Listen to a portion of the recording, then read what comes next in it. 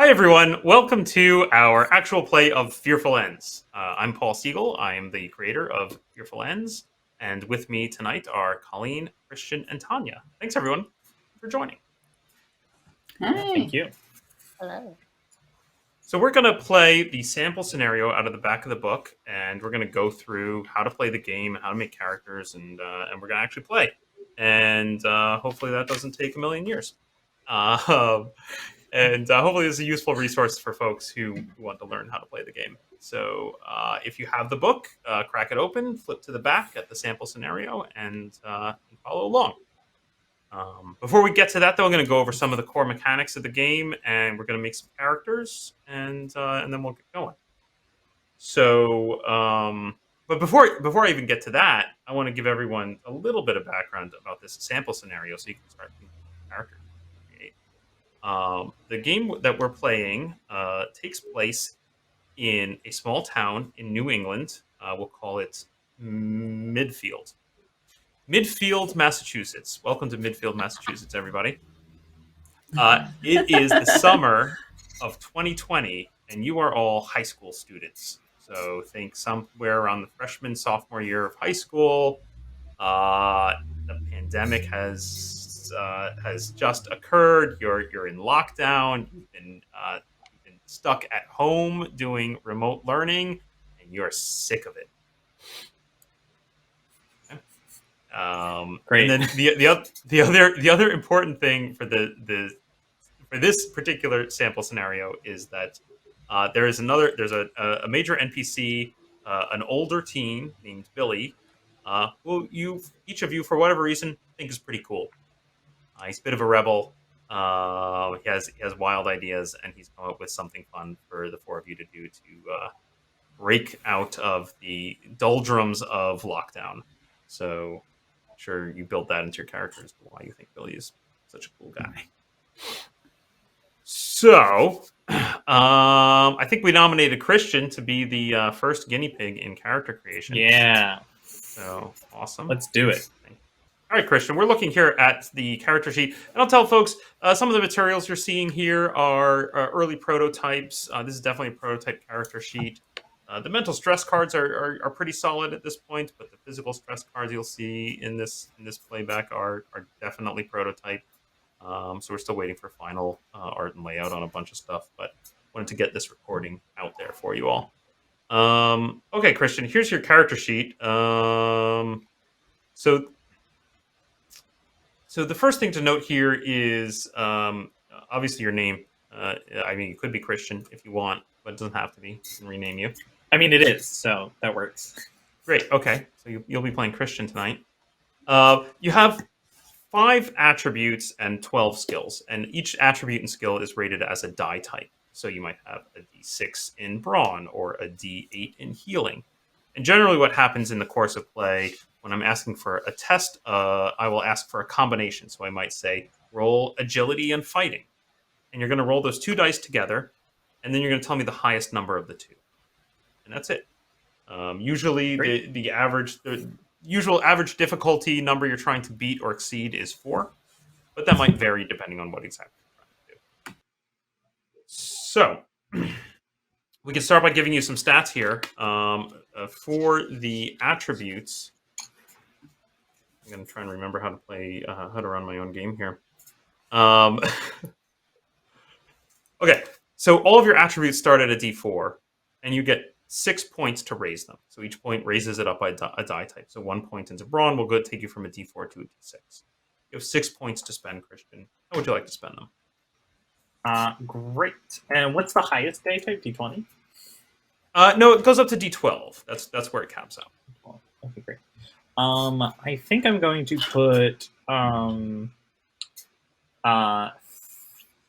3 of my points into agility. 1, 2, 3. That gets you up to a D10 agility, which is pretty fantastic. D10, yes. Yeah. Very agile. I want to put 2 points into intellect. Mm-hmm. And 1 point into perception. Into perception. Great. So we have no charm. Cool. Great. Okay, now skills are similar, except that the default. I don't know why this is set. Figure that out.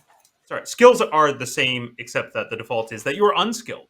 If you have no die type in a skill, that means you don't get a dice for it. So if I said right now, Christian, roll athletics and brawn, you would just be rolling a single d4. Now you can spend Okay. points to increase the skills, so it does cost a point to get to a d4, and you have a total of 12 points to spend. And I'll just read out real quick for you. Here are the 12 skills. We have athletics, craft, which is the ability to build things, create things with your hands, fighting, healing, influence, your ability to convince people to do what you want, investigation. That's generally anytime you're searching, whether that's in a library or hunting for clues on the ground or whatever. Knowledge is academic knowledge, things you've learned in school. Magic, we're not going to deal with in this game. There is a magic system. In this particular scenario, it's not going to come up. Perform is any kind of performance ability, singing, dancing, a little soft shoe, whatever you want, Christian. Maybe your character is a professional magician. Shooting, the ability to fire any kind of ranged weapon. Stealth, your ability to sneak around. And tinker is the ability to fix, repair, or generally deal with mechanical things. Great. And you said I have 12 points? You have 12 total points. Great. So I think I'm going to start from the bottom up here. I want to put 2 points into Tinker. Make it a D6. Great. 2 points into Perform. Very good. 3 points into Knowledge and Investigation each. And then I think I have 2 more points. I think I'm going to put that into Craft. Okay. All right, so you have no points in fighting or shooting, which is going to mean that your character is completely useless in any kind of combat situation. You're okay with that? That sounds about right to me. Perfect. Okay. The next section of the character sheet is mental and physical stress, which obviously you right now you're feeling fine. You haven't taken any, and the point of that is just to allow you to fill that in case you're playing multiple sessions, so you can record where you were at in the previous game. So we're going to skip right past that and jump to perks. So perks are additional advantages that your character has. This could be anything like wealth or status, expertise in a specific field. You get 3 of these perks, Christian, and generally they should be a word or a short phrase. So it could be something like, I'm a wealthy socialite, or I'm the country's top phlebotomist, or my parents are professional magician. Anything like that, you can put that into your perks.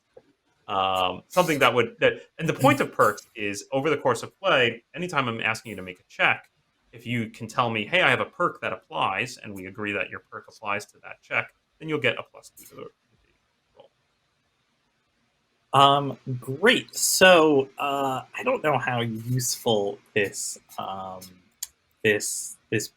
first idea I have, but it's kind of the core concept I've been thinking of for this character. Would be something like up and coming streamer. Something like that. Christian is a streamer. He's a gamer. Great. So he plays video games on he's got a Twitch handle, something like that. Mm-hmm. Yeah. He knows his games. Awesome. Great. Yeah. Up and coming streamer. What else? I think in line with that, excellent hand-eye coordination. That's too lame. It sounded better in my head than when I said it out loud, and it sounded like the dorkiest thing I could think of.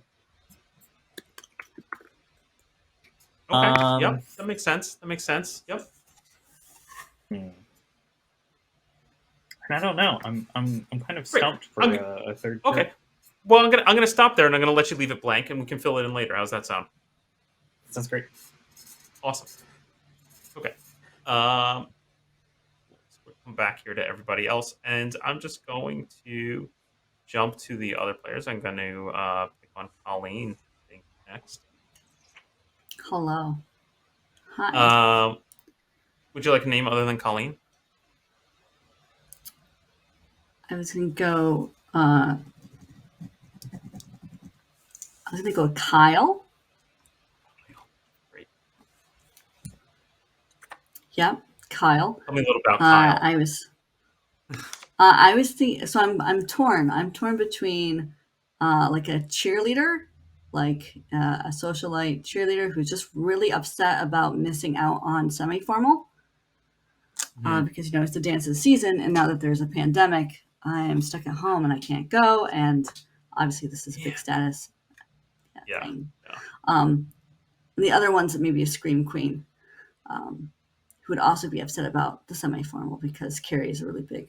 Maybe you know what? It's 2020. No one knows who Carrie is. Never mind.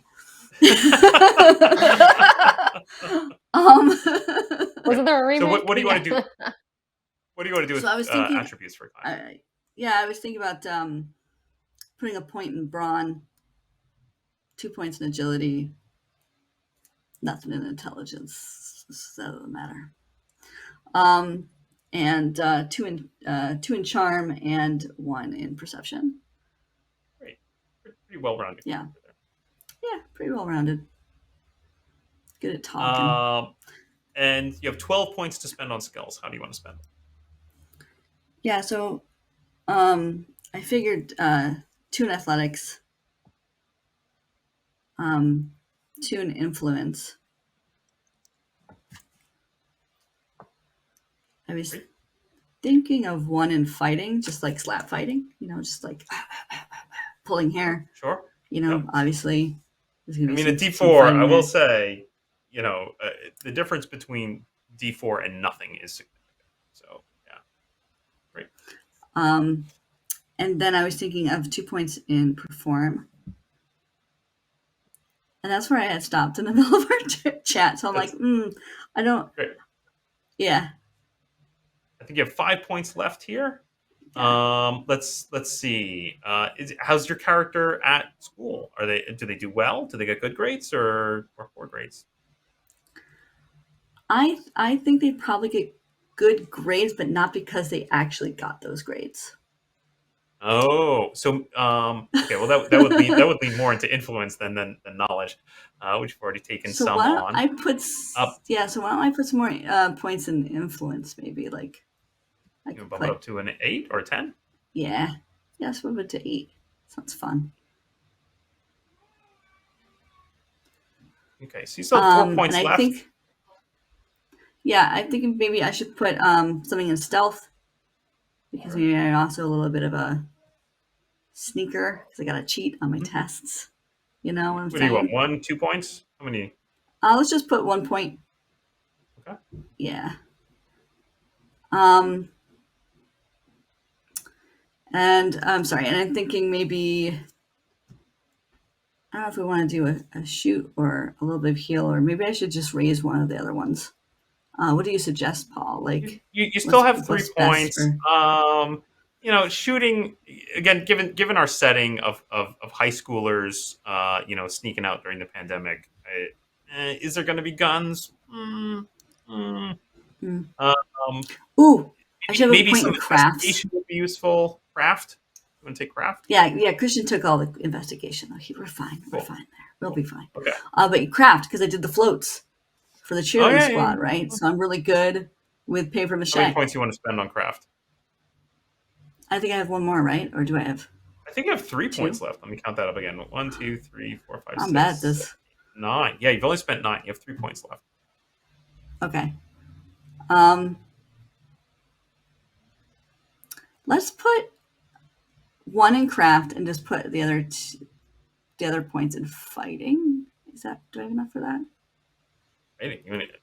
So that would bring you up to a D8 in fighting. So your character is actually pretty good at it. Okay. Yeah. I want to think of a little bit of backstory about why your character is such a good fighter.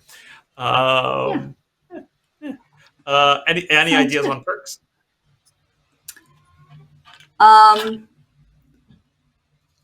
I think there should be something about the whole cheerleading thing. So, probably like class champ or champion cheerleader, class champion cheerleader. Wait, I feel like there's a joke here about like made it to regionals something. You made it to regionals. Let's just put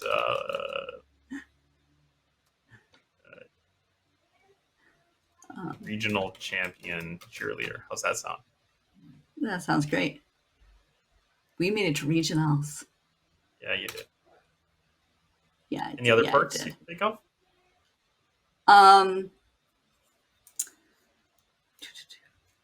Thanks. So this could be anything, including like things you have access to, like connections you have, or if your family's wealthy, or anything that is just something that you have that others don't.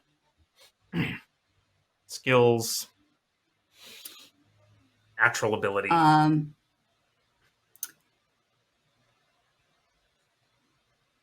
My father is a superintendent. Oh.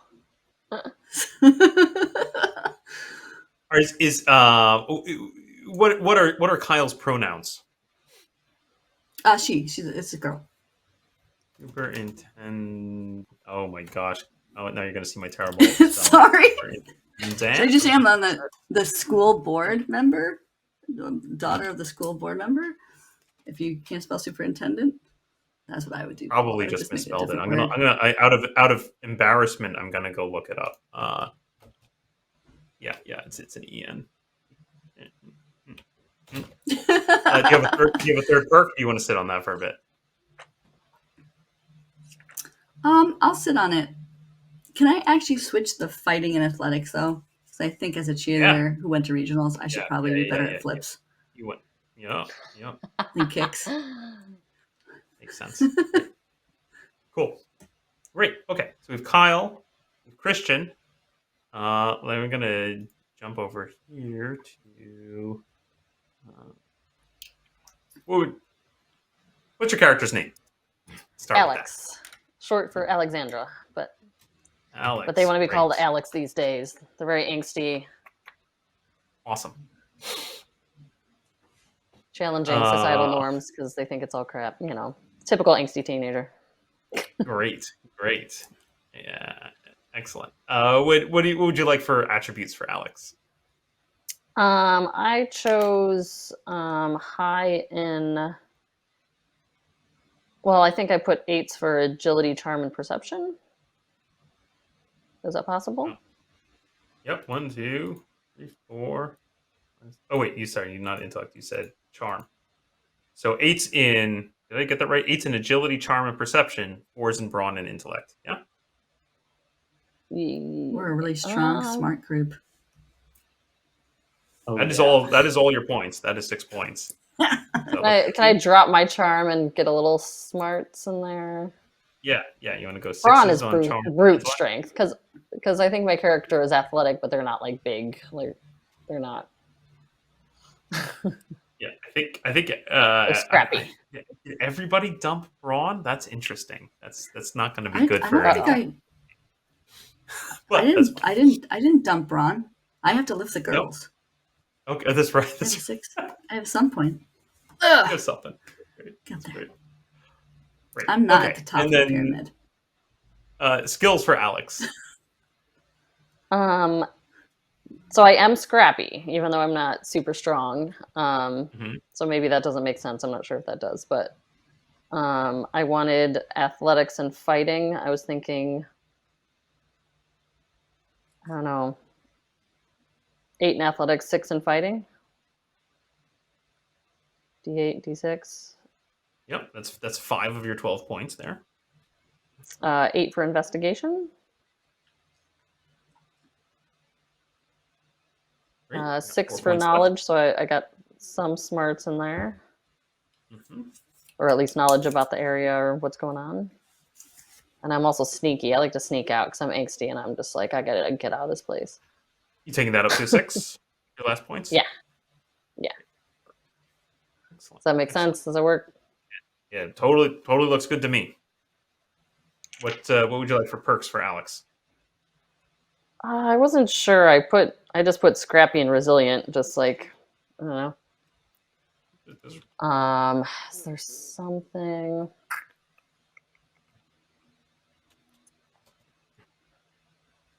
It is, and our other two players have both left their third perk blank for now, which is something. Okay, that's fine. This is not in the rules per se, but something I've certainly allowed in games in the past is like, especially when we're just getting going and we haven't really lived with these characters yet, have had a chance to really feel them out. So maybe partway through the game, you'll go, "Oh, I should totally have this perk."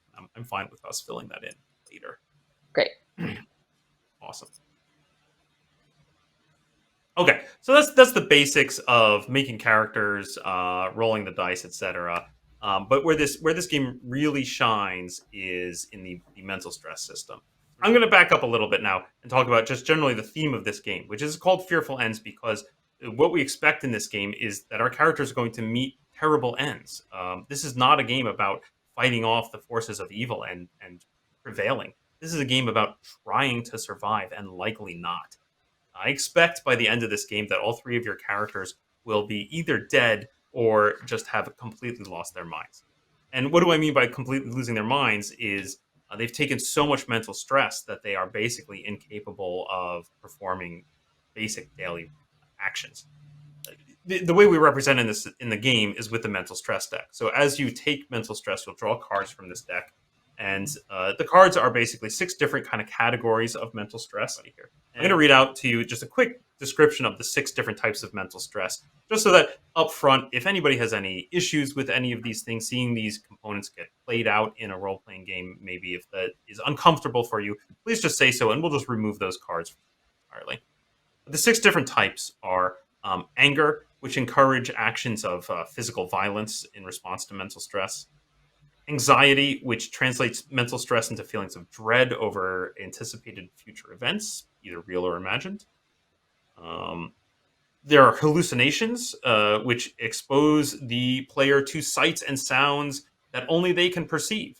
And that could be imaginary, or that could be the fact that the veil of the supernatural is simply being lifted for this character, and they are seeing the truth that no one else can. Obsession cards focus your mental stress into repetitive thoughts. It encourages the player to direct their and others' attention to the focus of their obsession, whether a person or object. Memory loss cards are basically blocking out memory based on the as a response to the mental stress, to the point where you'll be told to forget things that happened in the game. And finally, paranoia. Paranoia cards represent the stress response of overreacting to minor threats and ascribing malicious coordinated intent to their origin. So you'll be told to do things that um, basically lay blame to all the things going wrong around you to others. Does anybody have any issues with any of those components in our game? That sounds great. Great. So we will be playing with the full deck of mental stress cards in this game. So I'm just going to jump back here real quick. And Tanya, I'm going to look at my hand. I seem to have a hand here for some reason. I'm a player. Sure. It's just a little easier to play. So everyone has a hand of 2 of these cards. The cards, when they're in your hand, have no effect whatsoever. You can look at the cards in your hand, and you can see each card is a type of mental stress and 5 levels of how that stress affects you. And each level is subsequently worse for you and gives you specific role play prompts for how to portray that. So in this case, we're looking at a hallucinations card. You can see it begins with fabricating inconsequential noises, and then actually going to investigate strange movements, and then possibly even getting to the point where you're hearing conversations that don't actually exist, et cetera, et cetera. When something in the game happens that causes you to take mental stress, I will say something like take a point or take 2 points of mental stress. And what that means is you're going to draw extra cards. So let's say I took 2 points of mental stress. I'm going to draw 2 more cards out of the deck into my hand, like so. Now I have 4 cards in my hand. And then I have to play down until I have 2 cards left. So to play a card, there's 2 different ways to play the card. The first is as a tell. So I'm just going to drag out the card and put it there on the table. This is called a tell because it's similar to like a poker tell, where the other players now know that I have the hallucination card in play. So maybe I'm going to start to hallucinate something. I'm not actually following any of the text prompts yet. I can also, you can only have 1 copy of any given card as a tell at any time. And as you can see in my hand, I've kind of been screwed here because I have drawn a lot of hallucination cards, so I'm gonna have to play a second one, and I can't play it as a tell, so I must play it as dissent. And you can play any. I can play any of these cards as a dissent. Dissent cards. The way that we play them is we put them on the table. We flip them over, and we slide them underneath the tell that they go along with, so that the number 1 is poked down at the bottom.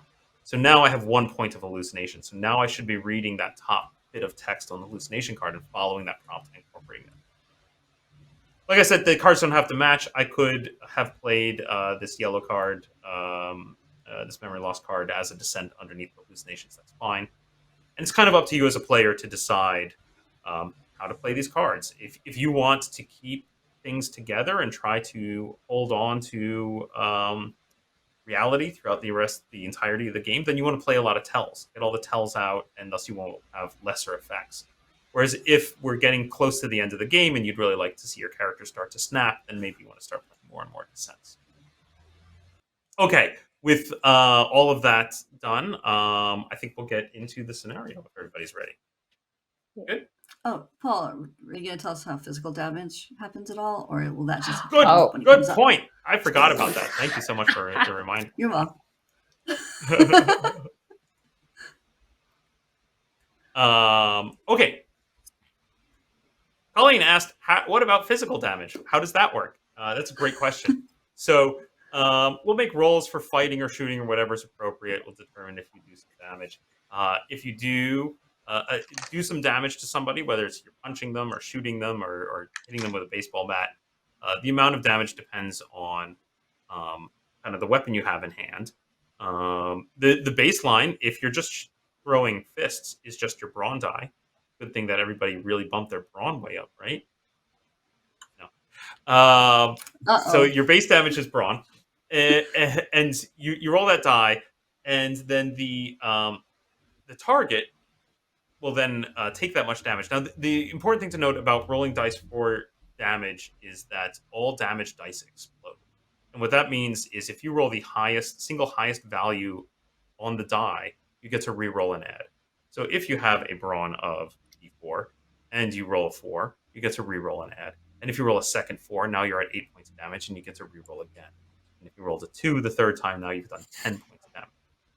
Me, as a target, if I had just taken 10 points of damage and my character has a d6 in brawn, because brawn is also determines my health and my ability to take hits, I divide the amount of damage by half of my brawn. So 10 points of damage divided by half my brawn is 3. I am going to draw 3 physical stress cards.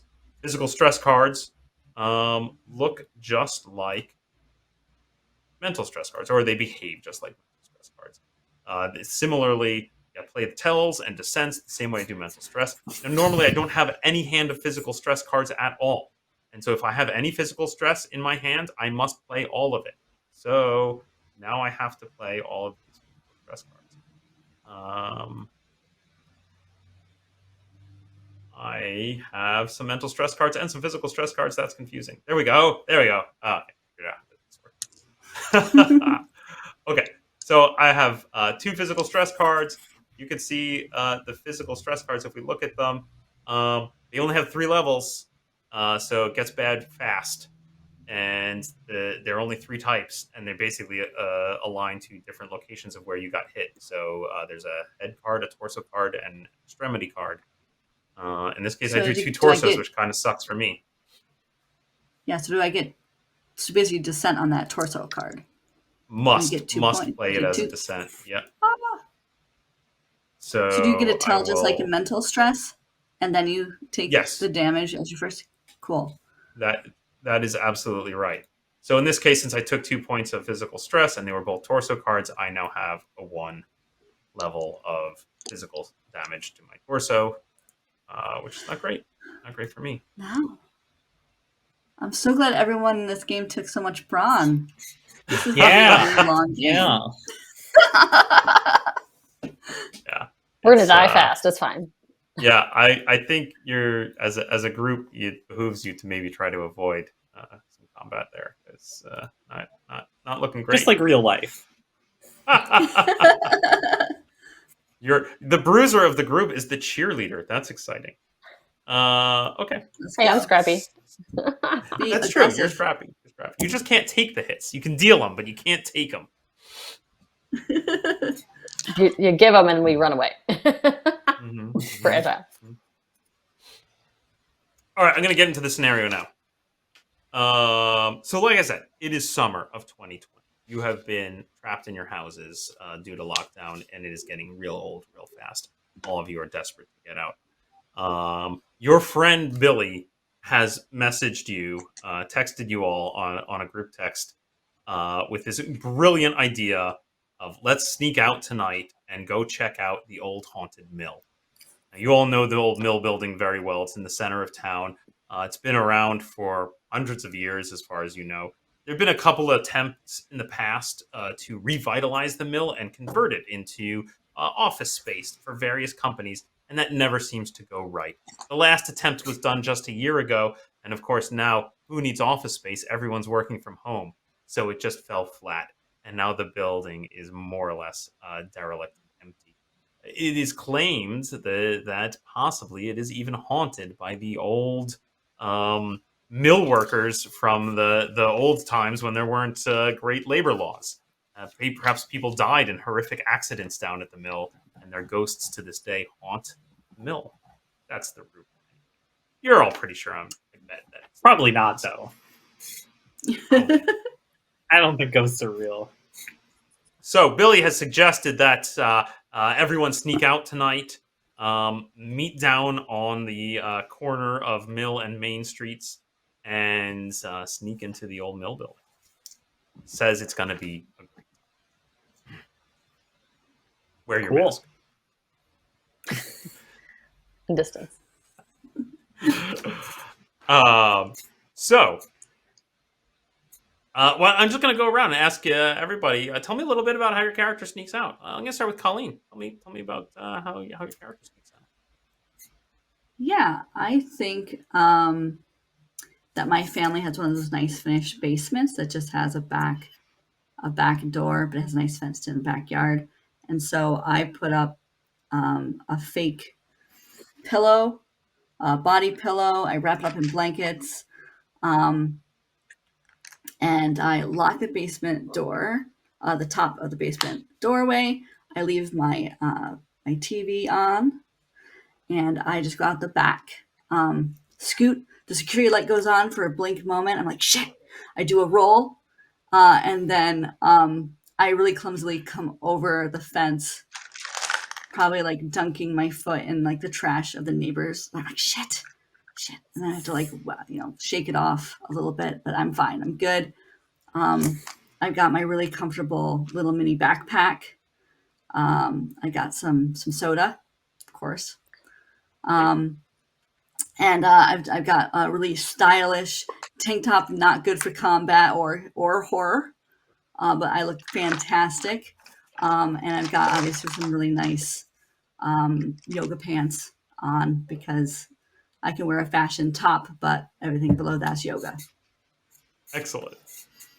You look fantastic, but for midsummer, it's fairly light wear, which seems reasonable. But as you're sneaking out in the evening and the sun is starting to go down, the wind is starting to pick up and it rips through and it just seems to cut right through that very thin fabric of that tank top. You find yourself shivering a bit, and you can see big storm clouds kind of rolling in as you make your way into the center of town towards the mill. You start to wonder, gosh, maybe I should have grabbed my my cheerleading jacket, my windbreaker. Maybe that would have been a good idea. Oh, what I do for fashion is terrible. Maybe Alex will have a sweatshirt. Maybe I can steal Christian's when he comes. Christian, tell me about how you sneak out. I think my character has never snuck out before and doesn't really know why one would want to do that and why people have in the past. So I think he just talked to his parents and asked if he could go out for a long walk to take a break from his grind. And I think that he has spent so much time in his room on his computer that his parents are more than happy to just be like, you want to go outside? Absolutely. You Yep. can do whatever you want. Just text us and don't talk to anybody. Excellent. Yes, go So out, he get just some leaves at the front door. exercise. Great. Your parents are very excited about this. Like they're very excited that Christian is going out. He's going to get some exercise, get some fresh air. This is so good. You find they grab your backpack and they put an umbrella, a flashlight, a granola bar, bottle of Oh, water. Press it to you. They say, "Go, have fun. Be be safe. thanks. Don't go too far." Thanks, Mom. I don't know if I need all this stuff, but okay. Okay, bye. Careful. It looks like it might rain, so be careful out there. Have a good time, honey. Okay, thanks. Bye. I'll bye. Bye. Tanya, tell us how Alex speaks out. Pretty easily.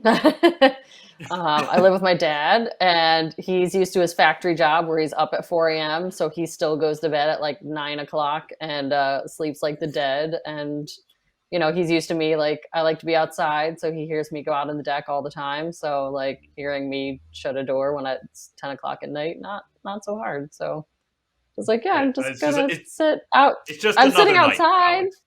Yeah, I'm just doing whatever I want, like I usually do. He's just like, I just show up before he wakes up, and yeah, that's all that matters. Great. You take your keys. You're You used just to walk heading out the door. Yeah. Just walk out the door. The three of you arrive together at the corner of Mill and Main, just across the street from the old mill building. And now it's starting to lightly rain. And you hear this boom of distant thunder. And it's definitely looking very ominous out. And you're just starting to really wonder if this was such a great idea or not. But finally, you kind of spot each other, each independently walking towards the corner. And there, kind of slouched against the street sign, is Billy. He's wearing a leather jacket. He's got uh, he's got a backpack slung over one shoulder and a dirty, grimy old baseball cap kind of pulled low. And he kind of just looks and gives you each the nod as you show up. Sup. Hey, Billy. Hey, Billy. It's kind of cold. Yeah. I'm okay. Yeah, Though. wild, right? Wild. Hey, I got something though. I got something for you guys. And he reaches into his backpack and he pulls out a little brown lunch bag. He digs into it and he pulls out a big chocolate chip cookie. And he takes a big bite and he hands it to you, Christian. He goes, "Have some special cookies, man." Mm-hmm. Oh, that was gonna be my question. He continues to chomp on the chocolate chip cookie. You find yourself thrusted this greasy brown lunch bag with like 3 good big size, fist sized. Thanks. I don't know. I have asthma. I don't really know if this is a good idea. It's fine. Don't be such a wimp, man. Just as long as you don't smoke have a cookie, man. It's just a cookie. All right. You'll be fine. All right. I'll take a little nibble. Okay. You take a little nibble of a cookie and you pass the bag? Or do you hang on to it? Yeah, I'll pass it. Who do you pass it to? I'll pass it to Alex. You hand it over to Alex and you almost jump when there's suddenly another boom of thunder. And the rain starts to fall a little bit harder. Billy just kind of slouches his shoulders and like kind of lifts his collar a little bit and keeps. Yeah, like I got a hoodie on. I'm just pulling it. Okay. Yeah. Christian, you got. I'm I have an umbrella with this, so I got my hoodie. Christian takes out his umbrella because he's prepared. Sorry, Christian. Who did you pass the bag to again? Me. Alex. Me. Alex, what do you do? This isn't my first rodeo, so I know better than to eat the whole cookie. So I eat like a quarter of one and save the rest in my little hoodie pocket. Excellent. And then I pass the bag over. Cool. Yeah, I follow suit. I eat a quarter of a cookie.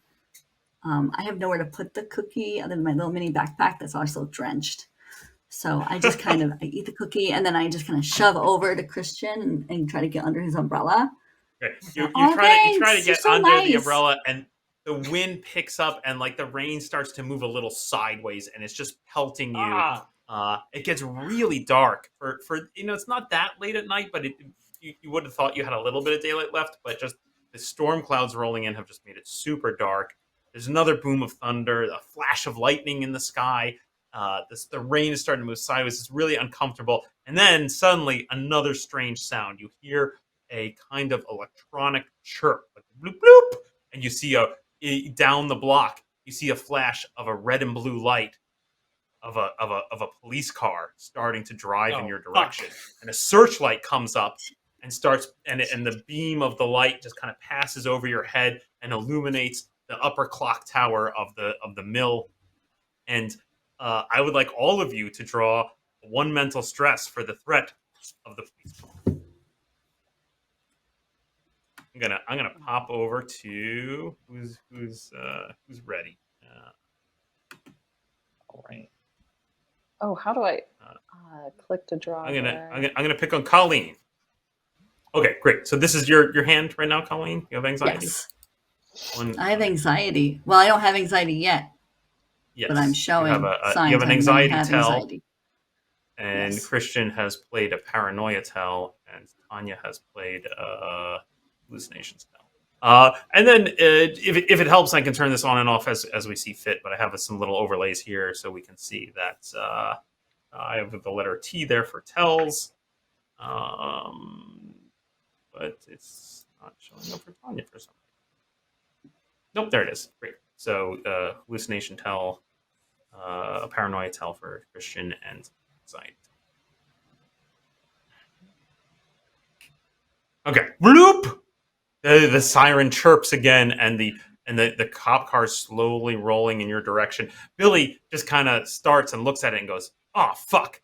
And he books it over to across the street towards the little bridge that leads across the spillway of the mill pond and into the mill building itself. The mill building is this huge brick building, easily 3 stories. It's very strange. It looks like it's been built up and expanded multiple times. So it's not kind of an abnormal shape. It kind of makes a bit of an L around this corner of the block, and you know that on the other side of it is a huge mill pond that is built right in the corner here, where the intersection is kind of near where you're standing. There is a bit of a tower with an old clock on it, and then just across the street from you, a small footbridge leads across a little spillway, a little small, maybe only a couple feet deep of water that then leads into the main front doors to the mill building. And you see Billy just book it over there and he goes, "Come on!" Oh Yeah, my god, book this it. sucks. Yeah, I book it. I'll follow him. Come on, come on. All right. The three of you book it across the bridge towards the door. The door bangs shut just as you're making your way across the bridge from Billy getting the jump on you and getting across there faster. You rush over there. Who pulls open the door? I'll do it. Kyle runs across runs across through the rain, pulls open the door. It's a little sticky, but Kyle puts her back into it, pops open the door, and all three of you, I assume, go rushing into the building. And the rain continues to pick up. You're starting to get fairly wet. Although Christian, the umbrella helps a little. Maybe at least kept your head and shoulders dry. But the bottoms of your jeans are pretty wet. They're down around the ankle. As you come racing into the old mill building. As you step into the building itself, you can see it's kind of creepy. It has these old wooden floors that look in pretty bad shape. They creak and groan a little bit as you walk in. The walls are all rough brickwork. You can see the hallway extends down in front of you. To your left, there appears to be an open doorway that leads to a narrow stair that goes both up and down. You can see that along the ceiling are these red pipes And they vary in diameter. Some are quite small, maybe an inch or two in diameter, and some are very big, almost like 8 to 10 inches in diameter, running up and down and kind of making this weird grid and network of pipes that seem to run through across the ceiling, and then they go through holes in the walls that seem to go into other rooms and other halls and other places. Hey, Billy, this sucks. This idea sucks. This is a bad time, man. Hey, it's better than what we've been doing for what? For months? I don't think it is. You hear a distant echo of Billy's voice go, "Ha ha ha! Keep up, losers!" Where is he going? All right, everybody get Christian, close for the TikTok. I don't Christian, know why roll the me weather's so bad. Christian, roll me a perception check. That's just your perception die. I love that you're TikToking it. Yeah, right. 6. This old bell. I'm getting no reception here. Are you getting reception, Alex? I'm not getting anything. No, I'm not. No. Oh my god. I love your hoodie though. That's great. Looks warm.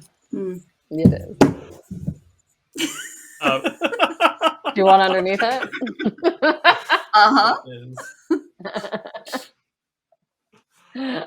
Christian, you can tell from the direction of the voice, you think it seems to have come from down the hall in front of you.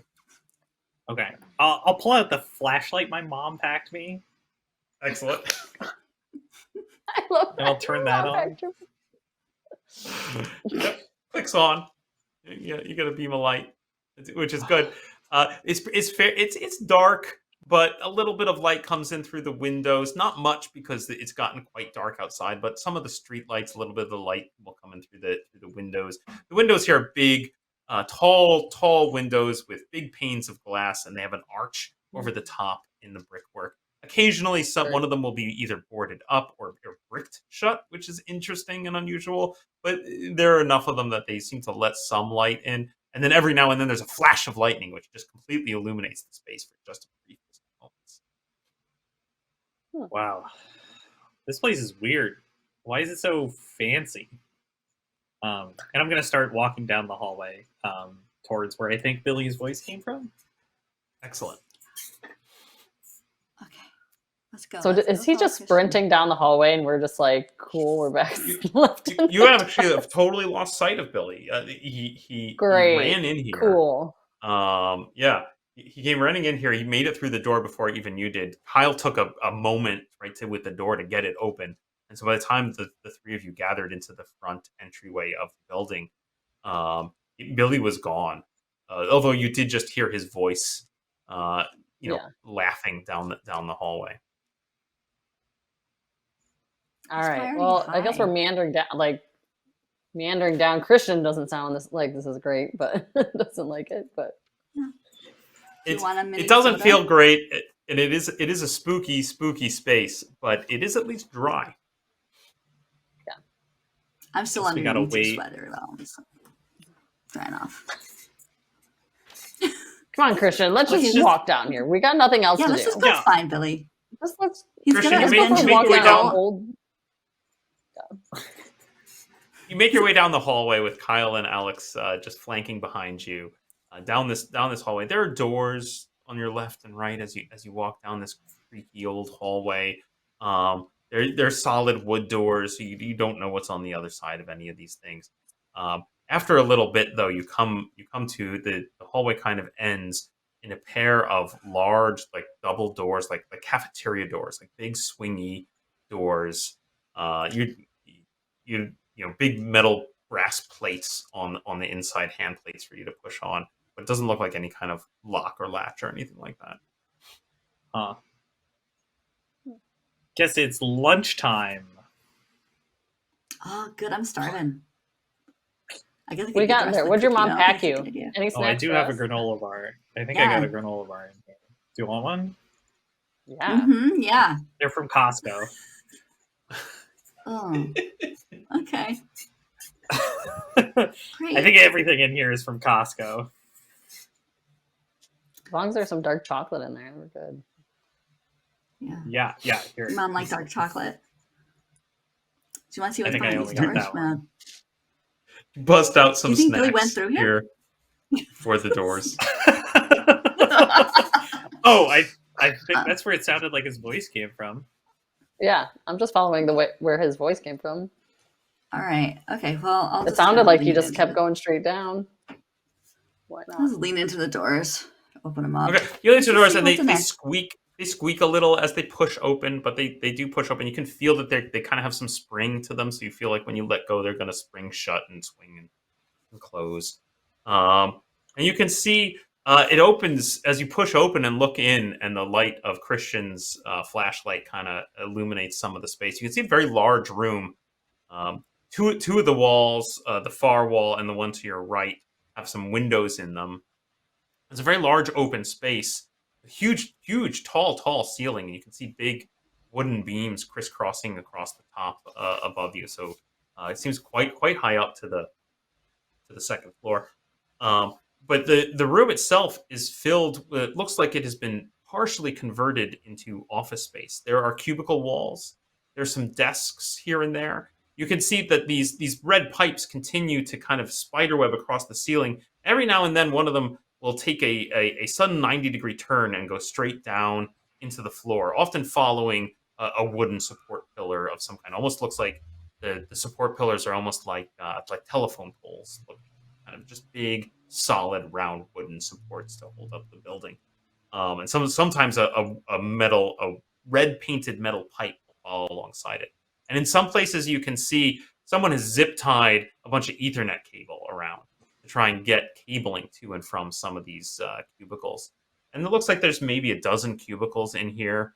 And you're just kind of flashing your flashlight around Christian. There's another boom of thunder and a flash of lightning that briefly illuminates the whole room quite well. And you can see that um, that it doesn't seem like the ceiling is completely intact, and maybe there's a cracked and broken window because some water has gotten in, and you can hear drips of water here and there, and you can see some puddles about on the floor.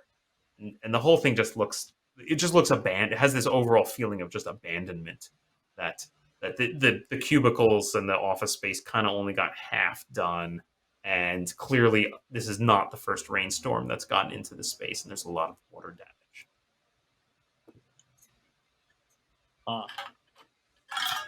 Hey, Billy, are you in here? He's gonna jump out at Yep. us. Yeah. Yeah, he's Billy, this messing isn't with us funny at this point. anymore. Billy, better come out here. You know, This isn't funny. There's no response from Billy. Come on, you said there was something cool. I want to see some cool Such a shit. bastard.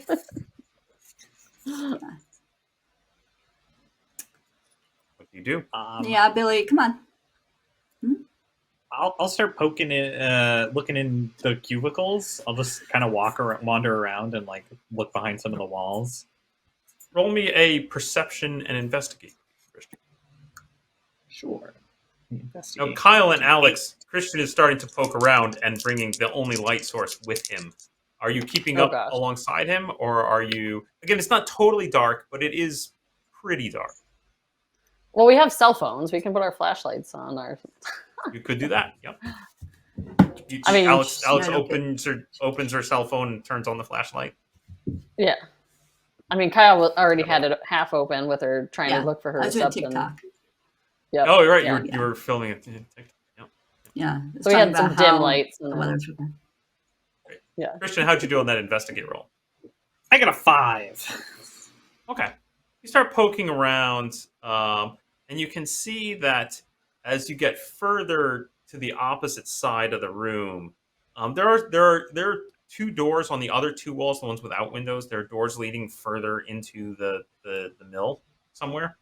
You're not sure exactly where those go, but you can, as you start looking around, you can see that back and to the right, near that one broken window, there is actually a fair amount of water has collected there. It looks like there's a puddle, kind of biggish puddle, and you thought you saw as you pointed your flashlight over there, you thought you saw maybe Billy's boot kind of poking out from behind the cubicle wall a little bit. You think he's hiding back there. Oh. Billy, I see you. Don't jump out at me. I have asthma or whatever. I'm gonna walk up Doesn't and move. don't jump out at me. I know you're gonna do it, and it won't get me. And I'm gonna walk up, Do you think he's Okay. ready for him to jump out at me. I'm ready. Christian I take like walks 2 up. steps and then stop, and then I'm like, Yeah. and then I take another couple steps. Careful. Don't do it. Carefully approaching Christian. You keep doing that, and you keep wondering why. Like he's not responding, but you can clearly see his boot now poking out from around the corner of that cubicle wall. And finally, you get there, and you're like, you just fully fed up with him. You poke around with your flashlight, get ready to flash it right in Billy's eyes, and instead, you realize that you're flashing it onto the floor of the cubicle. Here, there is a corpse laid out on the ground in a workman's outfit with like a bright reflective vest, and your flashlight catches a bit, and so you get this little flash of light, and it's his boot sticking out, but his face, his body is clearly bloated from sitting in the water for a long time, and you can see ragged cuts across his face where congealed old dark blood have coagulated on his face, and just the horrific visage is so shocking and so surprising. You can have 2 more mental stress cards. 2 more. Yikes. Mm-hmm. I mean, obviously, my in-character response is ah! Yeah. Throw the flashlight into the air. Oh, he found him. All right. Where the heck is he? What is he doing? Ooh, Knock it off, Billy. This is some. This isn't Okay, funny, I'm gonna Billy. I'm gonna play a Because we tell clearly haven't seen. for memory loss, and I'm going to descend paranoia 1 step. Am I looking at the right? Oh, I'm looking at the wrong thing.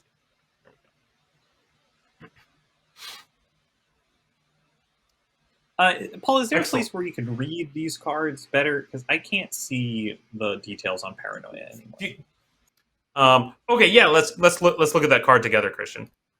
So here's the paranoia card. You're at level 1. Is something watching you? Look over your shoulder often.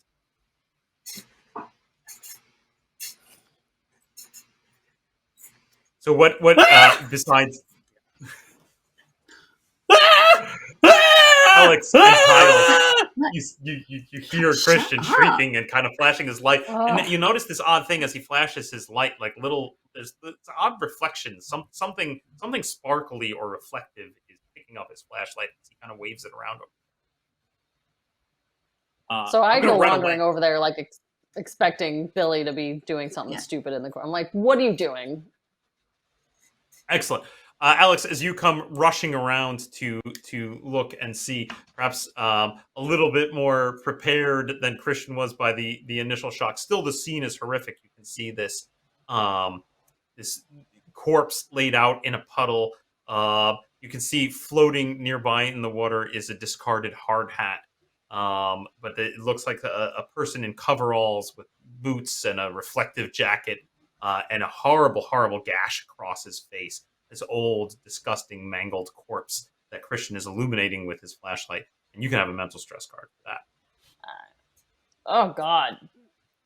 This one's been here a while, hasn't it? Oh. What? Oh, what is God. It's a dead body! Dead body? What? It's a dead body! It doesn't look like it happened recently, but yeah, it's disgusting. Ugh, what? God. That's gross. Ugh. I want to see. Ah! Kyle's going to go over and just very nervously look up at the dead body. Oh, gross!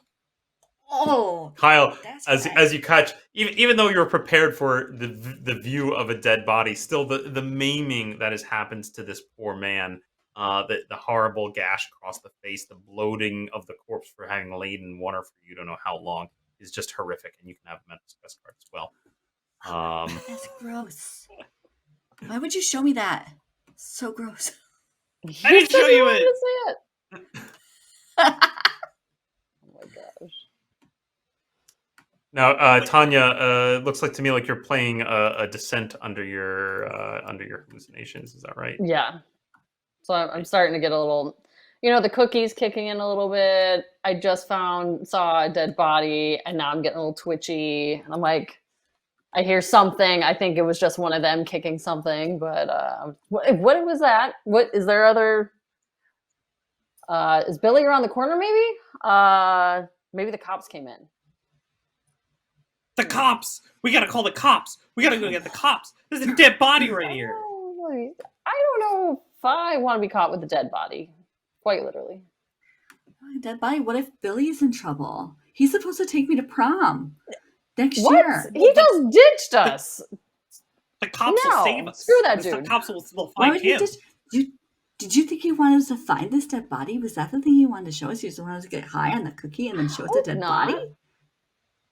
Maybe he did That's it. probably what it is. Because the rest of this place is not cool. This isn't cool. None of this is cool. Billy, none of this is cool.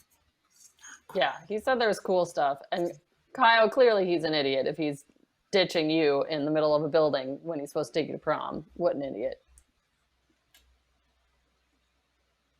I mean, there's no prom, but he is an idiot. Yeah.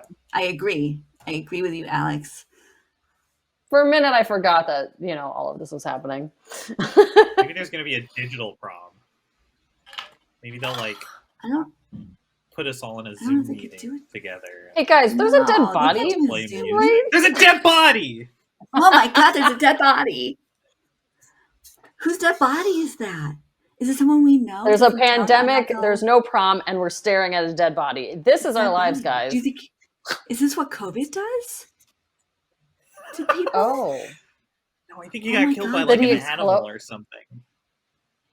Did he die of Is COVID it and then animal? an animal got to him?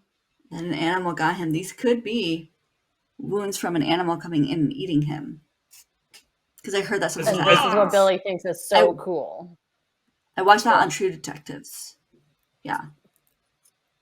Of course, It you definitely looks like, as you examine the body, Kyle, that there are multiple ragged cuts, both the one across the face and a couple across the chest that do look like some kind of bite or teeth marks of some kind. Something ragged really clawed the crap out of this guy. I mean, I've heard there's Go back coyotes around here. Bears? outside. Coyotes and bears? Bears? There's no bears yeah. in Massachusetts. Yeah, there is. No. I go camping all the time. Yeah. I mean, they're not like Why? grizzly bears, but Okay. But is a black bear really a bear? yeah. There's a dead body. Yeah. I don't want to be in the room with a dead body anymore. Can we go to a different room and maybe figure out what happened to Yes. Billy? Let's go find Billy and get out of here. Clearly, he's an Yeah. idiot, but we maybe should. Obviously. I don't know why we'd be nice and find him, but it'd be nice to see if there's actually something cool in this building before we leave. Yeah, I mean, I'm gonna The pull bear out could my have gotten phone him. and I'm gonna try to call the cops. I'm gonna call 911. You pull out your Oh. phone, Christian, and unfortunately, as you flip it open, you look at it, you can see that you have no bars, and you try to make the phone call, and it just doesn't work, and almost as if Yeah, to Kyle was trying to underscore TikTok. there's another loud crash of thunder outside and a bright flash of lightning, and you can just see rain is just pelting the crap out of the windows. yeah, This you don't sucks. have any bars. I don't have any bars, and I was trying TikTok earlier. It did not work. Could not upload. She was trying to live stream this. Thank God she didn't. Although maybe that would have been good to prove that we didn't do this. But No, Do you think that would have people been think just we would do Logan this? Paul all over again. We don't want to be Logan Paul. Did you guys not see that video? He What? filmed a dead body. I would watch it, but I And don't have posted it any on fucking YouTube. bars. Sorry, I can't swear on this one. Sorry. I don't have any effing bars, so I can't watch the video, Christian. It came out like last year. Whatever. totally did see it. Clearly not. Let's get out of this important room. because you I wouldn't don't send want to it be to next your The to best this. algorithm friends. has been sending me different things. Yeah, exactly. Let's get out of this room. Let's go to Christian, those we're- other double doors. you're heading out of a different set of doors than when you came in. Is that right? I mean, Yeah. that's what Yeah. Kyle's doing. So the group of with the you group. just collectively decide that this place is truly awful, and you go and you push your way through another set of doors into another long hallway. You can see that the hallway goes for a bit, and then it splits. There's another hallway off to the left, and it keeps going. And there are many doors everywhere. You pass another stairwell where there's stairs going both up and down. You finding yourselves quickly lost and turned around in this strange. Even the hallways themselves seem a little crooked and weird. Nothing's built at a straight angle here. Everything's just a little off. Sometimes the floor is a little crooked and it leans in one direction.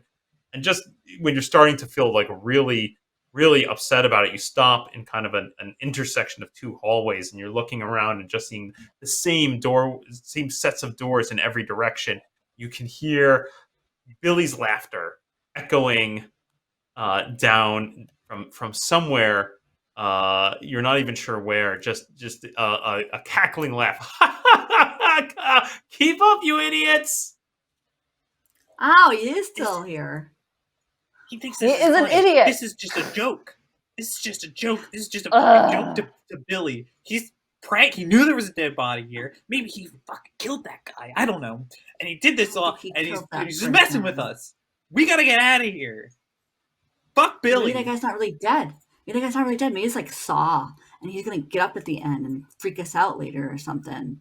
Maybe, I don't know. He seemed Do you pretty think dead. he's that He probably smart? was. He seemed pretty dead. Is that something? Oh, I don't know. I don't think Billy is that smart. I don't think he's that smart because he got held back a grade. At the very least, I think. Yeah. Oh, well, Yeah. Continuing to make your way, doing the best you can to maybe find the direction of Billy's voice. You continue down a hallway, and you finally you push open a door, Christian, just almost at random. You're hoping maybe Billy is back here. Push open a door, and you can see another strange room beyond. It's another big room like the one that you were in previously, but it doesn't have cubicles and such in it. Instead, you can see that it has what appears to be like a lot of old pieces of equipment from the origin of the mill. You can see like this big old piece of machinery right in the center, kind of up on a little platform. There are pictures hanging on the walls around. Realize as you're looking around it, it must be an entirely interior room because you're not seeing any windows at all. But it's at least dry, unlike some of the other areas you've passed through where the windows are cracked or there's drips in the ceiling. This is dry and dusty, and you can see there's a little plaque next to the machine. And as you look around, you can see there's little plaques next to the pictures. It almost looks like somebody set up like a little museum, perhaps, of the history of the mill building itself. This place is so weird. What is this place? I thought mill is where they make cereal. Like, what do they do here? there's all kinds of They mills. cut I don't wood know. at mills. And paper. Do they make mills? So is there like a big sawmill? Oh, that's why it's called a mill. Yeah. Oh, I think okay, I get so. it. I get it now.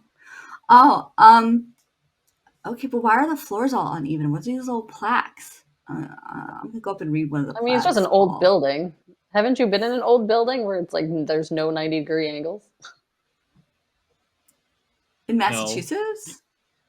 Maybe? No, I don't I think don't so. think they have those in What's Massachusetts. is it 90 degrees this one or is it this one? No? Okay. It's cool. I'll figure it out. As you figure it walk up to one of the walls, you look at some pictures, and they look like very like you realize that several of the pictures are of the mill building itself, but they're clearly from maybe the very late 1800s or early 1900s. They're quite old.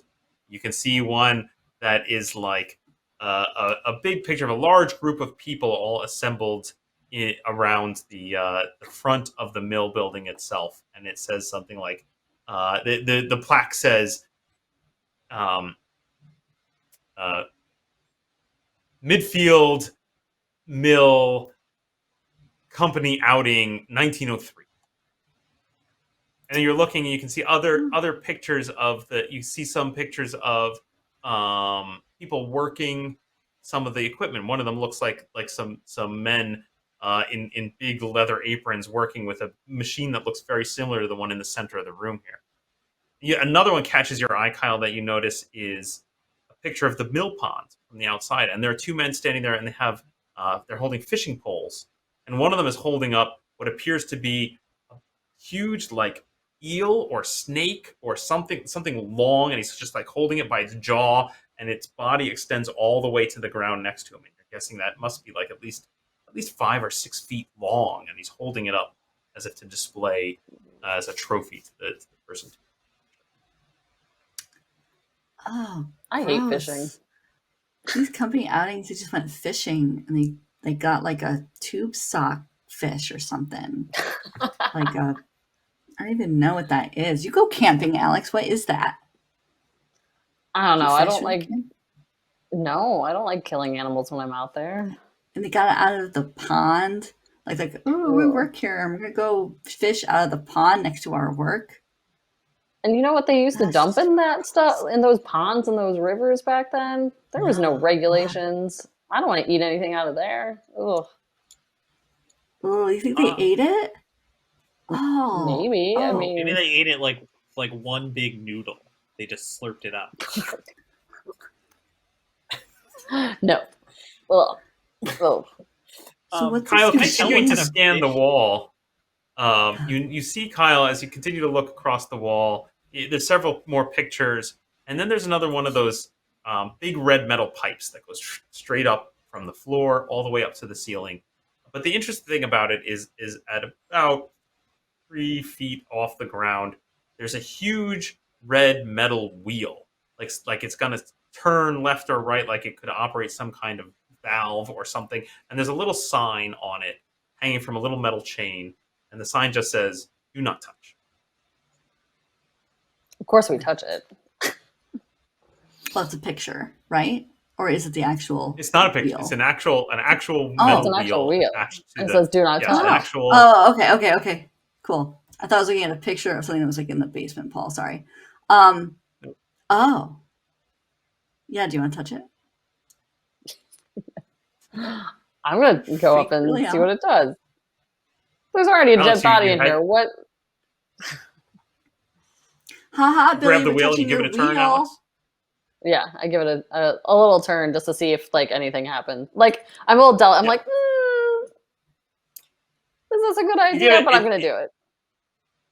it seems to turn easily actually, and you give it a spin, and it spins, and the little plaque, the little do not touch sign kind of clatters, and the chain jingles a little bit, and it rotates at least a full turn around before it suddenly squeals, and there is a thump above you, and then something big and heavy and wet just falls right onto your shoulder, some kind of squirming, Oh, long, ah! elongated something disgusting. You can have a mental stress card, Alex, for what you're sure is some kind of horrible snake or eel or something writhing across your shoulders. Just Oh one. my god. Just one, because it's only a moment before you realize that it's actually just a sodden length of rope.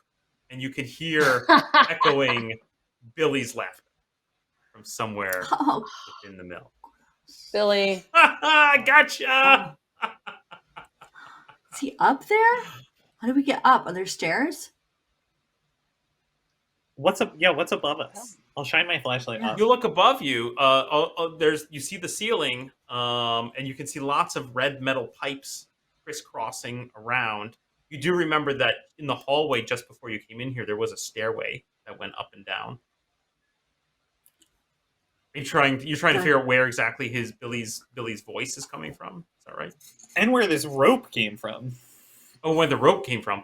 As you look up, you can see indeed that there's a bunch of pipes up there, and dangling from one of them is an overturned bucket, which appears to be attached to a piece of string that goes over the pipe and comes down and seems to connect back down to the axle that that is attached to the wheel.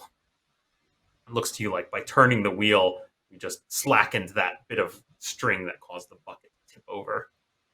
What? Billy's such Pranks. a dick. Pranks. He is such a dick. Let's go get him. Let's go scare the shit out of him. Oh, we should. Yes. How? Okay, let's go find those Hey. stairs up. Billy! Billy.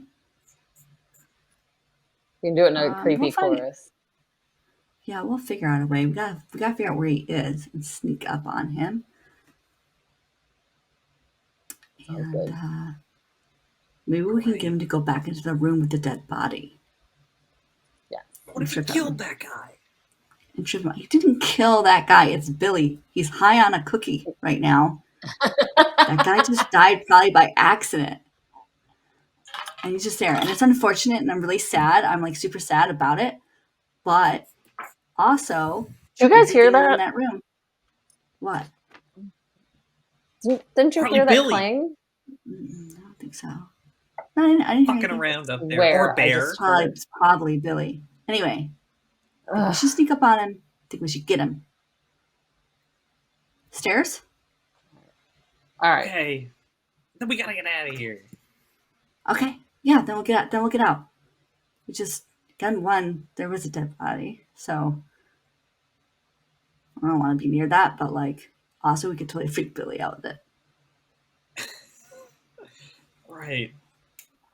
Yeah. Okay, All let's right. go. go. Where are we going next? Where's Billy? So What direction was you're his voice? backtracking back in the way you came to get in here because you're trying to remember that there were some stairs, correct? Yeah. Yeah. You head back out of this room and you go down the hall and you can see indeed there's an open doorway and some very rickety, narrow, steep-looking steps through the doorway that go both up and down. But you can see the door. There's a closed door right next to the stairway. It has a little piece of brass, little brass placard on the door that says elevator.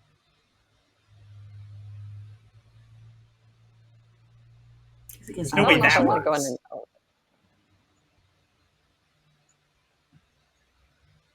Wait, We can I'm not going to get the that. elevator. Wait, hold on. Wait. What if we activate the elevator, go up the stairs? So Billy's gonna hear the elevator. yes. I love this Then- idea. And then we get him. Right? Like, I don't know what we do at the Mhm. top.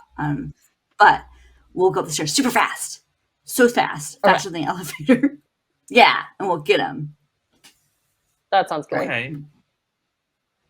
Yeah. So we're just gonna hit like a button in the elevator and then run up the stairs. Press all the buttons. So it Probably opens at two like every buttons. floor.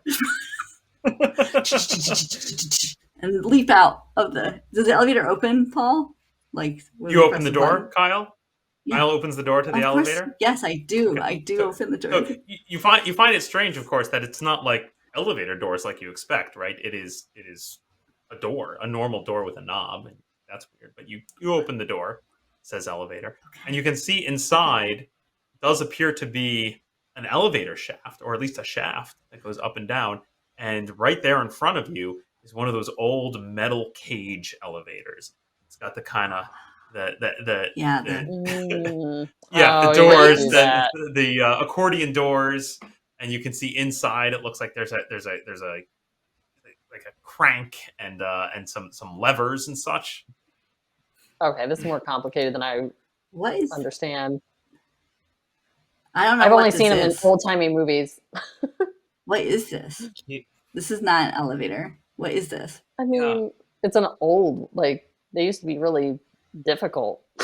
You had to do things. You couldn't just push a button. I forgot about these.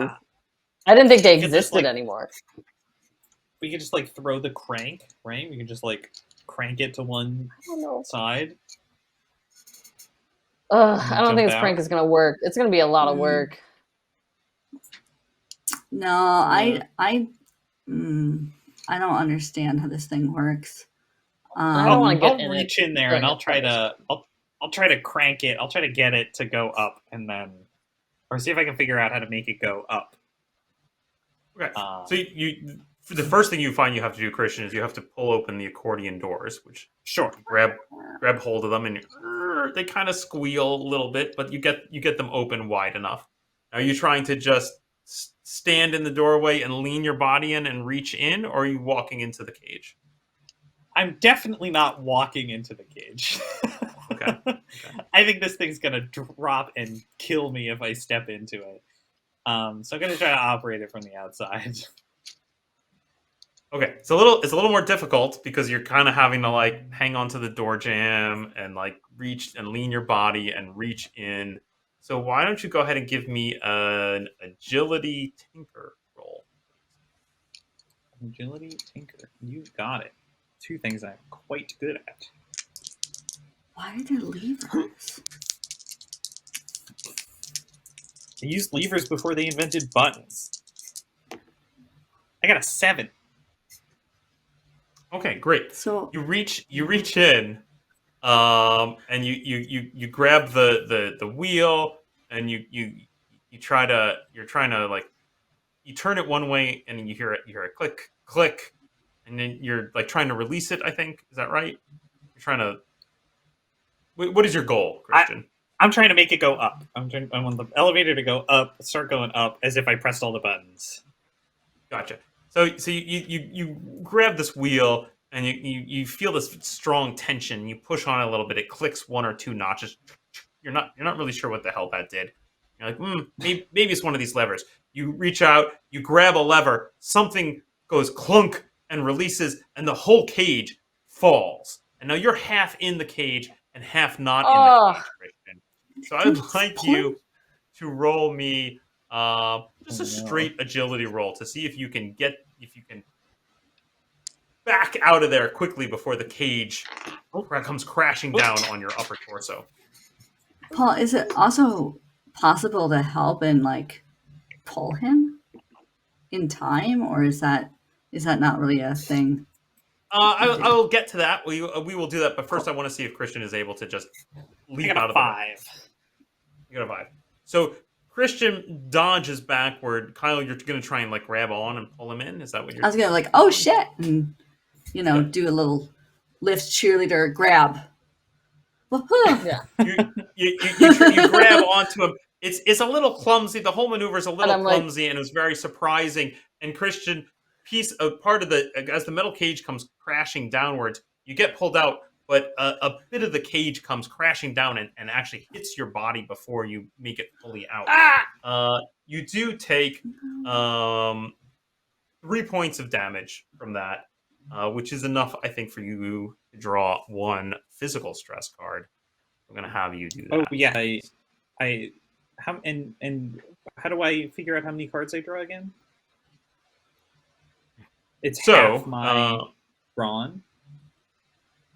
Let's get this up here. So Christian, you've just taken 3 points of damage. We divide that by half your brawn. Since half of your brawn is 2, that is 1 card. If you had taken 4 points of damage, you'd be drawing 2 cards. Does that make sense? Yes. So I draw 1 card. Fittingly, it is the extremity card. Okay, great. So the cage has caught you on your arm, and so we don't. I don't differentiate here. Like you're only going to ever have 1 stack of extremity. There's not multiples for different arms and different legs. We just assume that if you continue to play Descents under extremity, it's the same arm. So one of your arms got caught by the metal cage, and you've got a nice bruise there. Nothing that's because you haven't played any Descents yet. It's nothing that's causing any mechanical change, but sure enough, you've got a good welt on your bicep. Yeah, have I said this place sucks yet? Have I said that this sucks? Yeah. Have I? Does everybody know that I think this sucks? Yeah. Okay, great. It sucks. This sucks. All right, where is he? Yeah. Are we just gonna leave? Should we go up the stairs and find Billy and get him out of here? What like? We get Billy out and let him know you can this see, is not funny anymore. I mean, you as you look now, you can see. So the whole metal cage went crashing down, and you heard a lot of like loud like chains clattering and the metal cage banging around a bit. But at the bottom, you heard a very loud splash as if it hit a body of water. And you can see now in front of you is just this empty shaft and a metal chain coming down, or the chain that was holding up the cage, but it is still there. Actually, two, because he seems to go up and around and come back down. I'll shine my light down the shaft. What the hell is that? Roll me perception. Sure. 5. Okay, you shine your light down, and you can just see murky. You can see the cage. It looks like it has fallen, maybe 10 or 15 feet down. It's land. You can see the top of the cage and the chains coming up off of it, and you can see that it looks like it is about half submerged in a dark, murky water down. So it looks like possibly the level below you might be a bit flooded. Huh.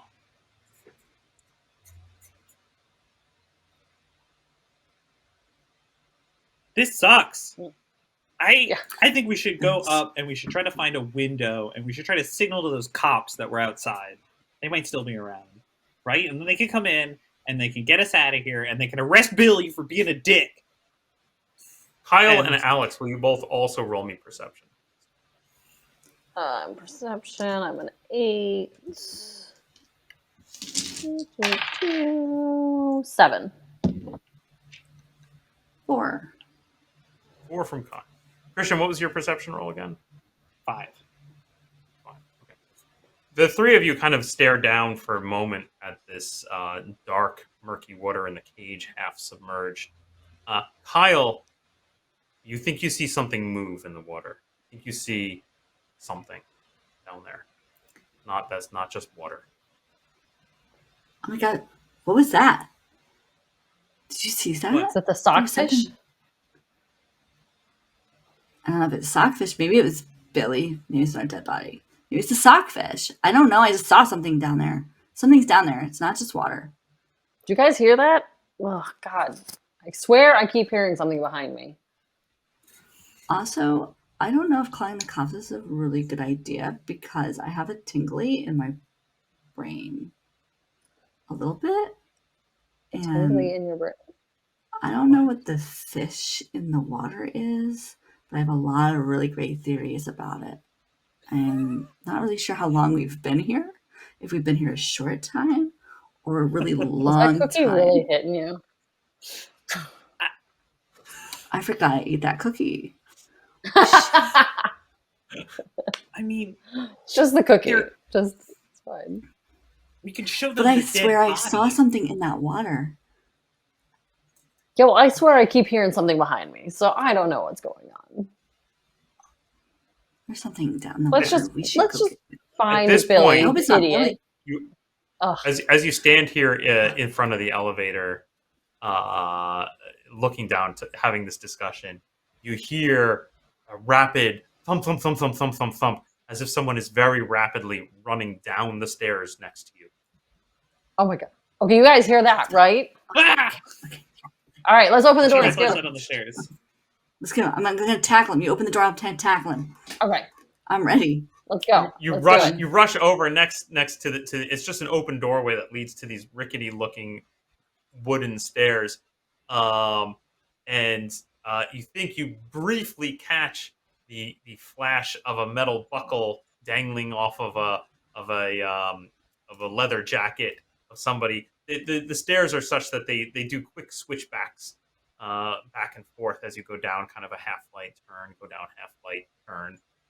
And you think you can just see someone just turning around the downward staircase, possibly Billy. It's Billy. Get him! And you hear the Get Billy! receding footsteps. You hear thump, thump, thump, thump, splash, splash, splash. Into the water? Gross. He's so gross. All those cookies are going to get soaked. So gross. I'm going to mess him up. Let's go mess him up. All right. I'm going to Yeah. thump All right, around are we those going stairs. down? I'm chasing him. Okay. And I'm chasing after you. Like, Let's go. do we see him go into the water, So- or do we just? Yeah, Christian, bring your because of mom's your view flashlight. down the stairways, right? It goes down like half a flight, and then there's a a landing, and then you would have to turn 180 degrees to go down the next half flight, and there's a landing, right? So you just kind of saw him. You think you saw him disappear, but you barely saw. It's just like the corner of his jacket circling around as you rushed over there to see what the noise was, to see if that was indeed Billy running down the stairs. You're pretty sure. Seems like it had to be. Yeah. Who else is here? Who is it? It's totally him.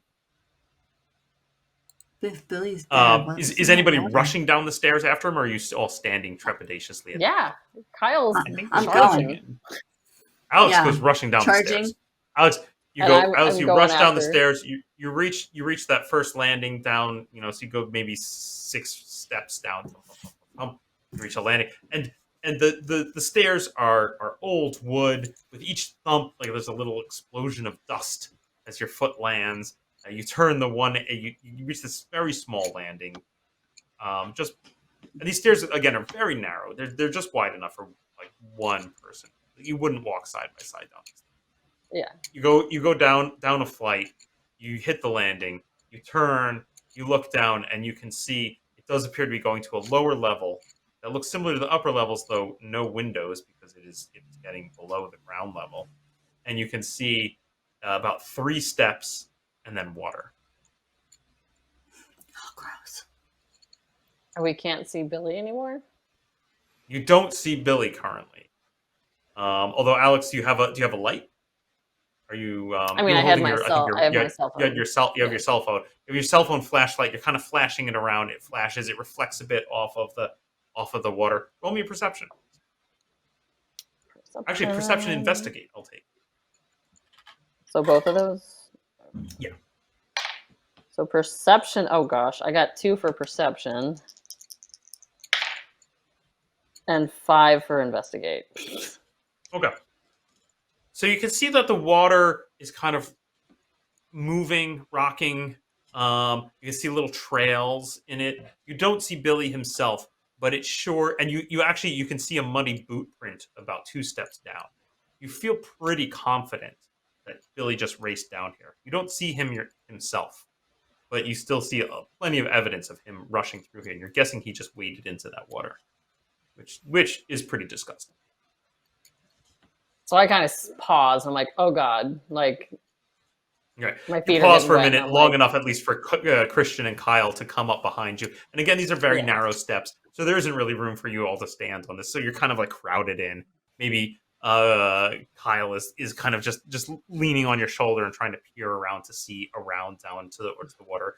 And Christian is behind Kyle, not even With the having a flashlight. view yet of the with the flashlight. Billy, What is? get your butt back here, or Yeah, I'm going to seriously. get my dad to expel your ass from school, and he will not get you into any colleges or trade schools or nothing, and you'll have to be held back again, like that one time we got caught cheating. You hear Bye. this laughter. You hear Billy's telltale laughter echoing from down the hall. It sounds like he's fairly distant at this point, but you hear, "Ha ha ha! Come on, you guys! You aren't gonna believe what's down here." No, Billy, there's a dead body, and I'm high, and there's cops. That he does not respond to. And Christian's mom's really concerned. she is. She Not is. really. She packed his Probably is. Oh my backpack. god. No. She might be. I don't know. She packed her bag really well. It probably is. It's gross out. It's super gross. Are we sure? You hear another Billy is okay. boom of thunder from outside, as if to underscore the statement of how gross out it is. Did you guys hear that? I swear I heard something behind me up the stairs again. That was just the lightning. Am I the only one hearing the clanging? We know there's definitely Billy's something. down here. We know Billy's down here. We just saw him. There's something behind me. What if we go home? What if we leave and we get caught in the rainstorm and it sucks, but we go home and we say, fuck Billy, he can go hang out with the eels or whatever. But what if something like bad happens to Billy? Oh, he's an Like, idiot. Billy's our Ugh. friend. but he's been our friend for so long, and yeah, I think he's it. But he gives those cookies for us all those times, and he gets us into cool parties, and I think that's just you. He's really being a dick right now. But all right. But if Yeah. I see one more weird fucking thing down here, I'm going home. This is it. I'm drawing the line. I swish my fingers through the water to draw a line. I'm drawing the line. This is it. In the water instead of the sand. Yeah. There's no sand. Are you? Does that mean you've descended down this last flight of stairs and have entered the water? Sure. Yeah. As I'm ranting about how this is the last straw, I'll walk down into the water. Excellent. Christian, ranting, pushes his way forward, heads down, boots start to splash in the water, swearing at Billy. The first thing you see, Christian, as you get down, it's a hallway like many of the other ones you've seen. There are still, in fact, along the ceiling above your head, you can still see the red metal pipes everywhere. And you can see the very first door on your right, again, has the little brass placard on it that says elevator. And you can see it's pushed open a little bit, maybe about 8 inches wide. It's pushed open a little bit. And as you walk kind of past that, and you kind of frown at the elevator door, you feel something brush against your leg. Something large and heavy pushes as it moves through the dark water below you. You can draw 2 cards. Alex is just at ankle deep water, up a step from you, following behind you, and Kyle now taking up the rear. And yes, 2 mental stress cards, please. Oh my god. Wow. Okay, this seems appropriate. I drew 2 anger cards, and I feel like that's what I've been playing. So that's what I've been playing, role playing. So that's what I'm going to play on the cards. nice. It's going to bring me to Excellent. 1. So you're playing the anger as a tell and the second anger as a descent. Yeah. Flip card.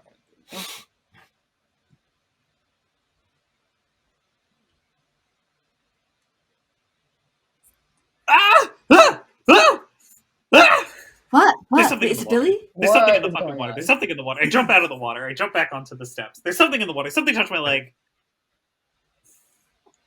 This sucks. I hate this.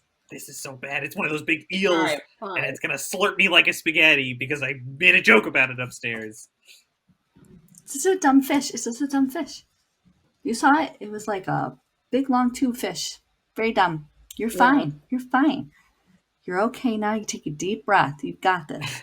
Be aggressive. Be aggressive. You got it. Remember the I don't jam? want to hear any cheers right now. Oh my god. Oh my god! I just want to get out of here with Billy. Okay, I just want to make sure Billy's not dead or eaten by You a sound a little fish. obsessed with Billy. Ow. I am not obsessed with Billy. That's ridiculous. Mm-hmm. Because he's an idiot. Yes. Yeah. I hope Billy got killed by So a why bear. aren't we going home? Because Billy is an asshole, but he's still ours. Ugh. And I don't want him to die. Why is he ours? Ugh. Because he gets us free drinks. And stuff, and cool stuff, which I bring to you as a group. Because I actually love you guys. And you've always been there for me. Even that time remember, we all went to the big cheer competition. I got kicked in the face by that one girl, Patty. That was kind of And we had to hilarious. get to it was for the moment, but not for my head because I had a concussion. Yeah. But it was funny Yeah, later. not We all great. laughed about it. It was a It was great pretty TikTok. funny. It was a great TikTok. I liked how you did the repeat. It Yeah. just kept rolling into my I head. was like, Yeah. And I also like telling Patty, this is why we got second place because you kicked me in the face. mhm, Yeah. that's fair. Yeah. So, anyways, are we gonna it sounds like Christian's not going in the water. Are you going into this water to find this Billy of yours? Uh, Because I don't want to go yeah. swimming right now. I don't want to go swimming, but I'll go as far as let's say ankle depth. All right. Well, we can switch. Like, I want to like. Ugh, I'm getting out of this water. You go waiting around for this dude. I've It already definitely- been wet anyway.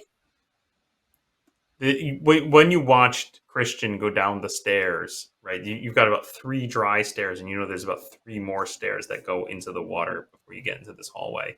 When Christian went down in there, he was at about hip deep water. Hip? Ugh. Hip. Yeah. Oh, I don't let the water touch my buns. That's when I'm out. Knees, thighs, fine. But once it gets to the I'm out because it's cold. I'm gonna have to find a bathroom. That's not cool. I'm not cool with this. Look, Billy might be dead, and he just keeps laughing. Isn't that weird? Is he It just is high? weird. Why does he keep laughing? You now hear echoing down the hallway a metal clanging. You realize it's reverberating along the red pipes along the ceiling, as if somebody has taken something and is banging on the metal pipes somewhere down further away from you, and it reverberates. In the same level, or like up a level. It's the pipes that are in the ceiling right above your head. Okay. So someone is banging on one of those pipes with something clang clang clang clang clang. What's up, What if we Billy? just- Is he back? I'm just gonna go down to the base of the stairs. I'll get in my bum wet. I'm gonna call him for him one last time. And Okay. if he doesn't come back, he just laughs at us again. I'll leave. We're out. Okay? We can call the Okay. fire department and they'll get him out of here. Sure. You really love calling authority figures that I do not There's understand. a dead body upstairs. There That's is a what you dead- see a Ugh, dead body. Forgot about the You dead tell body. somebody that there's a dead body. I forgot about the dead. I didn't forget about the dead body. I think I will probably- remember the dead body for I think of forever. Yeah. Kyle, you take a couple steps down into the water. Not quite. You get about knee deep. You know that there's one more step, and you're just not willing to take it. And you call out to Billy. What do you say to him? We're gonna leave, Billy. So you better come with us. We're gonna leave your butt here. Really upset. I'm not gonna go to prom anymore. Whenever that As you- happens. As you call Whenever that that out, happens. you see Shut up, Alex. some movement in the water, and you think it's Billy finally coming to his senses, Good. coming down the Oh, hall to thank you. God, he's And coming. you realize, He's no, coming you're our way. mistaken. When suddenly this massive head lurches up out of the water, you can see this long body, this huge eel that is easily 10 inches around, with this giant mouth of jagged teeth that leaps up out of the water towards you. Its mouth open, the teeth glistening in the little bit of cell phone light that you're shining, and it lets out a horrific shriek as it lunges towards you. Ah! I'm going He to also roll. screams. Kyle gives a blood-curdling scream. Yeah, what's up, Merlin? I'm going to roll an attack here as this thing lurches at you.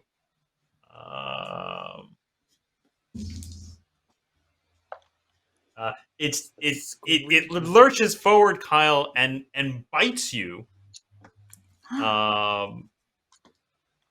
With its sharp, jagged teeth, and you can see it has glowing yellow eyes, and it lets out this high-pitched squeal as its mouth bites into you for 4 points of damage. Let's take So a I have a look. brawn of Here, 6. sure. So, yeah. You have a brawn of 6, so that's actually only one card for you, which is good Okay. news.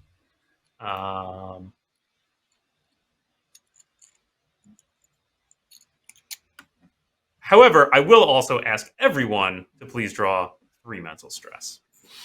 3. Excellent. Yeah. Oh, I pull the physical card out, right? Like, so I just Yes, draw it yeah. just like You my can just card. Okay. drop it right onto the It's there. a Oh head. gosh, it got you in the head. It got me in the head. It shrieks and it leaps high above the surface of the water, its teeth just grazing across your cheek. You can feel its hot breath on your neck as it slides, and then its full length of its bulk and body kind of races across over your side of your head and your shoulder, and it slithers down your back and flops onto the stairs, and then slimily slithers its way down the stairs back into the water with a Oh my god!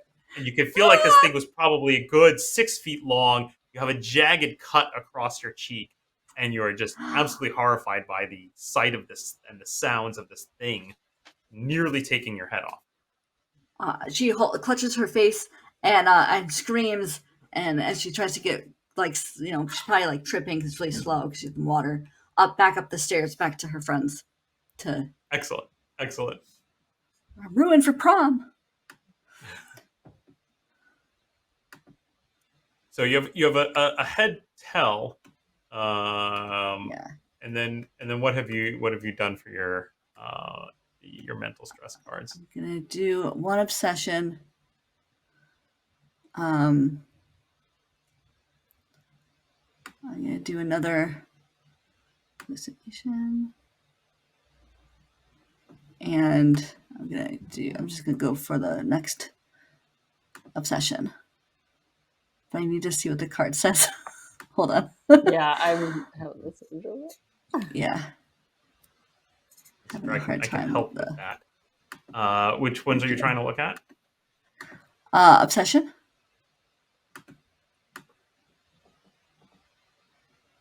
Here's obsession on our screen. Are you at level 1 or 2? I'm level at 1 2 is now. affected. Pick a character or object, talk about it or them frequently. Now you're impressed. Focus on a specific trait of your target. Ascribe too much to it. Okay.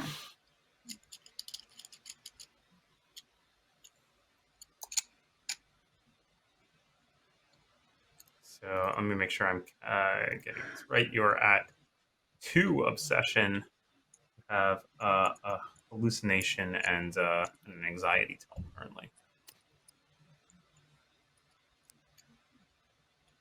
Let's get everybody's stats updated here. Christian, what have you played? I put 2 cards into paranoia and 1 card into anger, so I'm paranoia level 3 and anger level 2. Oh, I totally forgot. You don't have to put the same card under the card, right? You can. Correct. I have an anger. Correct. When you play a descent, you can put it under any card you want. Cool. I was putting all my obsessions under my obsessions. Yeah, which is fine, but I not think necessary. I don't think that that Kyle is obsessed with Billy anymore. Pretty sure she's over that, but I think she might be seeing some stuff. So I'm gonna move one of my cards over to hallucination if that's cool. Sure. So now I have a 1 in hallucination and 1 in obsession. Okay. I need help reading my hallucinations card because I'm hallucinating hard right now. I don't know what was in that cookie. What level are you at now? 4. I'm a hot 4. mess. That's pretty bad. So we're at 4. Yeah. As you wish. Listen to the voices. Blame them when it all goes wrong.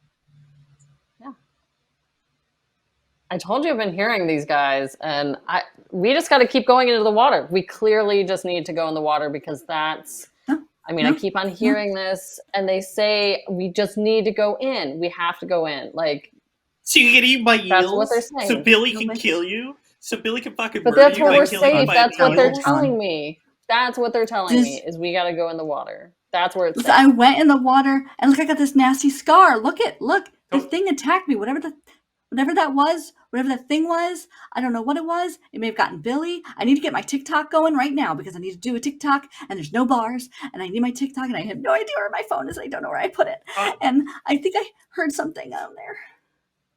Tanya, tell me more about the voices you're hearing. Is it Billy's voice? Is it the voice of the eels? Is it somebody else's voice? Who's talking to you? It's just my intuition saying I have to go in. Like it's just them. They are telling me I need to go in. It's just It's just obvious. This is where it's An safe. inner voice, That's what it's saying. a guiding voice, a helpful one. Go into the water. Yes. Proceed. It's saying it's safe. Is... It's telling me it's safe. That this is the way out. If we go up, it's just gonna get worse. You're standing now, the three of you, back up at the first landing of the stairs, a few steps away from the water. Christian, what's going on for you? I'm getting out of here. I'm continuing my rant against Billy, saying he's trying to kill us, and he's trying to kill us by bucket eels. He probably killed that guy upstairs. He probably put that rope in a bucket. I don't know why, but he probably did that. And now he's going to try to kill us with eels, and this was his whole plan. His whole plan was to kill us with eels because he's a dick. And I fucking hate that guy, and I hope he gets killed by eels, actually. And I'm going home. And I turn around and I start walking up the stairs. I think he probably got killed by eels. I think he got killed by eels. I did that. There's I a hope big so. eel out there. I hope the eels got him. It's like that horrible movie my parents made me watch all the time with the shrieking eels. All the time when I watched the shrieking eels movie. It's just like that. It was just like that. It was terrible. There was no like big guy to save me from them. It was terrible. It was just I think he might be dead. I think Billy might be dead. And I think we gotta TikTok it on my phone, which I cannot find. It might be in the water. Kyle, you've got your phone out. You're trying to record a TikTok. Christian is headed up the stairs, where Alex seems to be starting to descend towards the water. Are you just staying here on the platform, or are you going somewhere else? Oh my god, everyone has abandoned me. I'm doing like a Blair Witch up my nose. Oh my god. and I'm like, and I'm holding it like, no, Alex, you can't go down there. It's gonna eat you. It's gonna be fine. I got this. Christian, wait. It's where it's no. I'll help Kyle drag Alex up the stairs. We're going home. Thank you. We're leaving. Oh my gosh. So you like pick me, like drag me. Kyle, Christian and Kyle grab onto Alex onto either shoulder and start dragging Alex physically up the stairs. Alex continuing to rant about how they said it's gonna be safe. That's what it says. That's what I keep on hearing. It's safe in the water. You head up the stairs. Christian, as you emerge up back where you started in the hall. You look left, you look right. You see hallways in every direction. You're not sure which way is the right way. There's another loud clap of thunder from outside. You can hear the rain pelting the windows of the building. Where are you going? Is there a window nearby? Yes, you can see just down this at the end of this hallway. There is a window. I'm gonna go for that window and I'm gonna try to bust out of it. I'm gonna try to break the window and I'm gonna try to jump out. Okay. The three of you kind of make your way down the hallway, very helter-skelter, with Alex struggling, trying to return back down the stairs, wanting to get into the water. Kyle is holding on to Alex with one hand, the phone with the other, ranting about what's going on. But Christian, adamant to get you to the outside of the building. As you approach the window at the end of the hall, you can see a bright flash of lightning illuminating the sky and a bit of the hallway that you're standing in. You can see now that the window overlooks the mill pond, and you can see it is a straight drop out this window into the pond. It comes right up. There's maybe a tiny bit of ground between the building and the water. However, you can also see now that the door to your right, as you come down this hallway, is open, and within is another large room. And inside that room, you can't quite see what's in there, but you do hear echoing from within that room Billy's laughter. You guys are not going to believe this. Oh my gosh, you have to see this. It's amazing. you do? I gotta go back in the water. Billy is now laughing at us in another room. Christian has How lost his high shit up are we? and is screaming at him. From the water? From the Alex! pond? Yeah. We I just would gotta say go in the water. about It'll be fine. 8 feet. 8 feet. I'm not going in that water. I'm gonna not chuck going my that way. backpack through the window to break it open. Give me a brawn roll. I'm good at that. Not much. I need to look up what that is. That's a 1. Christian No. hurls his backpack at the window, and it splats against the window, not causing any damage to the window whatsoever, and then falls to the ground. Fuck. Alex, you hear splashing water, sounds of water dripping and splashing through the doorway from where you can hear Billy's voice also laughing. I gotta get back in the water. I want to go in the water. That's where it's safe. That's where they said it's safe. It's not That's- safe it's- in that water. I'm not going back downstairs to that water. Don't you hear them talking? Don't you hear them talking? They say it's safe. I don't hear anyone it's- talking. I thought I heard a splash it's like a- thump sound. But I didn't hear a voice, I don't think. I also heard there's cake in the break room. Oh, there's cake in the break room? Where's the break room?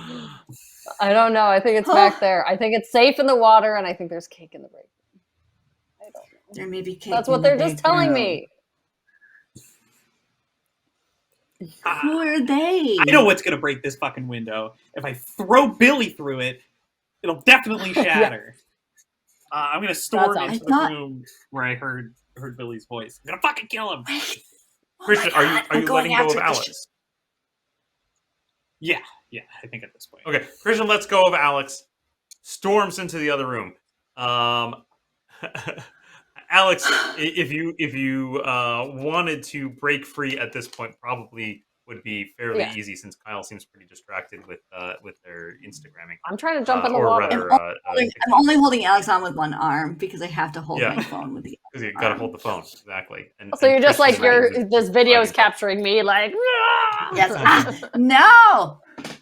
Christian, you burst into the other room and you can see it is a huge room that clearly is multiple stories tall. Because as you walk through the doorway, you see you're walking out onto what appears to be like a catwalk at this level that encircles the perimeter of this very large room. But over the rickety metal railing, you can see down a level into a large room. The center of this room, there's some kind of massive like steam engine machine in the middle. It's not running or anything. It's just big, very tall, big wheels, leather belts, steam valves on it, some kind of machine in the center of this room.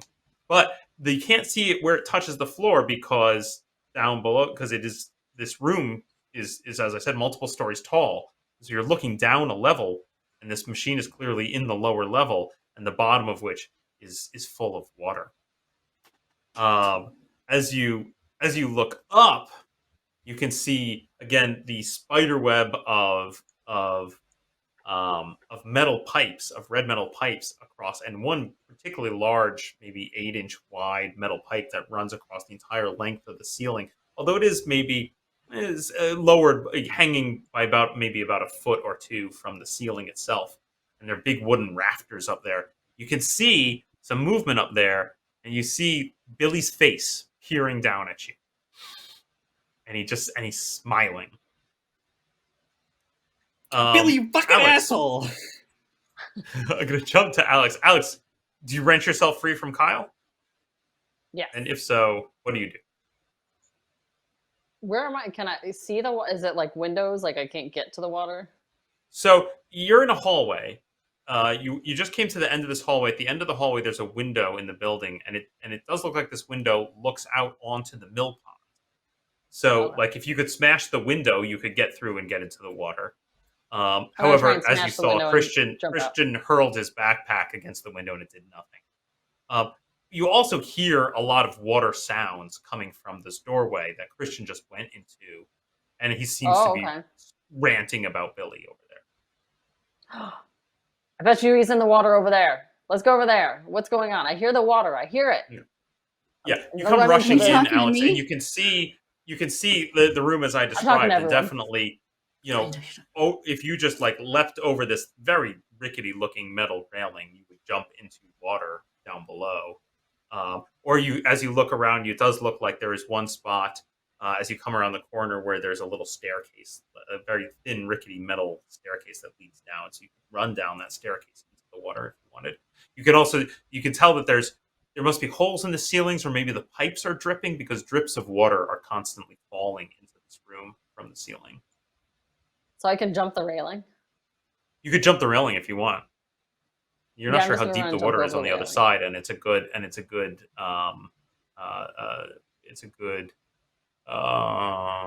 about 8-foot drop from the railing to the surface of the water. So I go running up to the railing, about to jump, and I'm like, "Oh no, no, no! That's a little, but it's just still safe down there." So I'm gonna go and I start like, as I'm about to jump, You I could back certainly off and I run close. around the catwalk towards Yeah. where the stairs are, so you can get down. Okay. Yeah, so I Alex like goes bolt rushing and towards then the like stairs. Kyle, what are you doing? Oh my god. Yeah, Kyle's gonna run in. Alex, you just went into the big room. Yeah, I went where Yeah, both Kyle and Christian Christian are is. now Yeah. in that large room.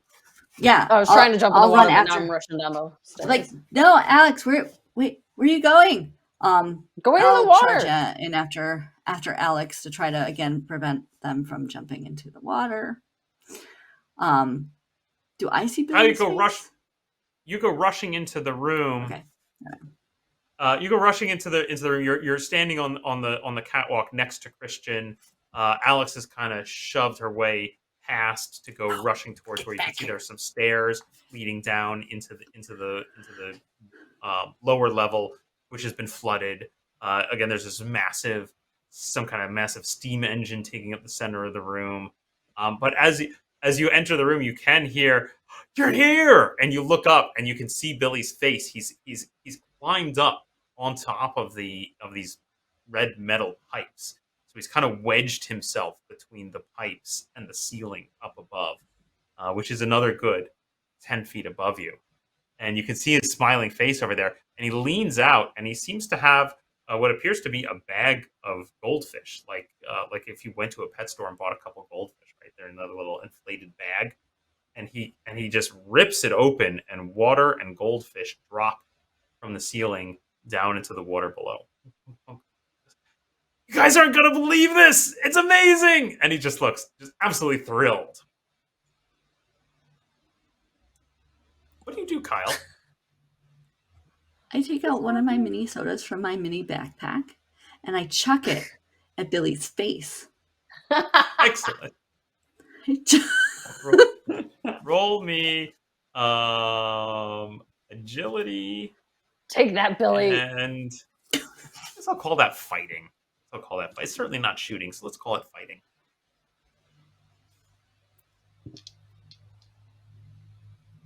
Can you bring up my character sheet? I forget what I took for fighting. I know I switched athletics Absolutely. and fighting, so now I can't remember. Yeah. So looks to me like Thank you you. have Okay. got an 8 in agility and a 6 in fighting. So a D8 Okay, and so a I roll an D6. 8 and a 6. Yeah. Yep. Okay, I roll. The highest number is a 6. Great. You hurl the soda can square, and it smacks Billy right in the face. I'm going to give you. I'll give you D6 for damage on that. Let's roll D6, and remember that all damage rolls explode. So if you roll a 6, you get to re-roll an All right. Okay, I rolled 3. 3. Okay.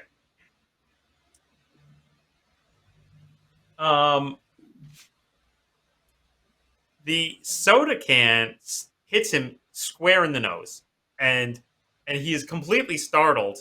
He uh, he kind of loses his grip on the pipe, and he plummets and he falls off of the pipe and splashes into the water below. Christian, what do you do? Yeah, eat it, Billy. I hope you fucking get killed by eels, you piece of shit. Holy shit! I I just need yell to at kill him. I just yell You at him. just yell at Billy. Excellent. just need to Yeah. get your butt out of here. You So do I see jerk. Billy falling like down the Alex, stair? Like you see from where you've run over to the stairs. You're at the top of the stairs. You're ready to run down into the water. You see Kyle throw the soda can, smacks Billy in the face. Billy tumbles off of the pipes, and goes splashing into the water. What do you do? I'm like, well, now I have to go in the water. I mean, it's where it's safe. Billy is safe at least. That's where it says it's. They say it's safe. They say it's safe. I'm gonna go in the water. I'm gonna make sure Billy's safe. We're gonna be Excellent. safe in the water Alex, together.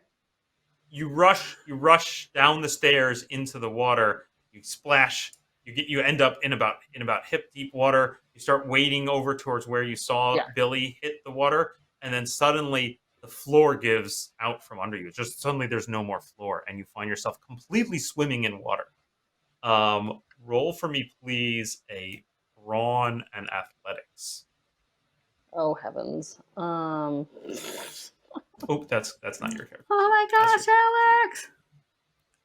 Alex! So 4 is my brawn and athletics. I have an 8. So let's see. There we go. Ah. So 2 for brawn and a 6. I think you guys. I'm gonna help you out here a little bit because I think you guys have forgotten that you can invoke your perks. And I would say this is part of probably applies to Alex's resilience. Alex is a I'm resilient scrappy and character resilient. Yeah. So you got a 4 and a 6. Is that what you told me? 2 and a 6. A 2 and a 6. So we take the higher number, which is a 6, and you get a +2 for applying the resilient perk. You're at an 8. Okay. All right. So Okay. you surprised for a moment to discover that the floor just vanishes. You're like, what is that? And suddenly you're in like very deep water. You weren't expecting that. But you hit it with stride and you start to swim. If you were holding anything in your hands, which I don't. Oh, you had your cell phone, I think, right? You drop your cell phone Yeah, so I was you could using it. swim, and you can see the little light. So now I can't and see you anything. vanish into the murk. But Christian has his flashlight still, which he's flashing around, and there's a glow of cell phone light coming from Kyle, and then there's a burst of lightning, which illuminates the room. You realize that there are actually multiple windows around the outer perimeter of the room. The at least the left wall and the wall across from where you came in, as you come into this room, as well as it appears to be a good-sized hole in the ceiling above. Perhaps that was where Billy was. You realize it might be open up there might be a hole in the roof there. I mean, that's why so much water is getting in. And there's this bright flash of light, and suddenly you all see Billy come launching up out of the water. At first, you think, "What is he doing? How could anyone swim that way?" But you realize it's because his bottom half is completely enclosed inside a massive version of one of these eels. Huge creature with bright glowing yellow eyes that has completely swallowed Billy's legs, and its mouth is clamped around his lower torso, shoots up and kind of arcs, and Billy just screams wildly as it plunges back down into the water. You can all have 3 mental stress cards for this horrific giant creature you see basically consuming your friend Billy, and Billy screaming in death throes. Blood is spraying into the water as he goes and plummets back into the water.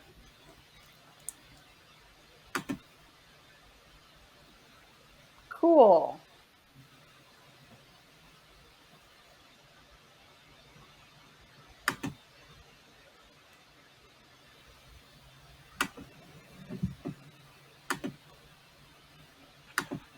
In this quiet moment, perhaps I will pick My on God. someone, and let's look at I think Christian. Yeah. There you are. Christian is dumping deep into paranoia. I think I'm going all the way. Yeah, jumping to 5. We jump into 5.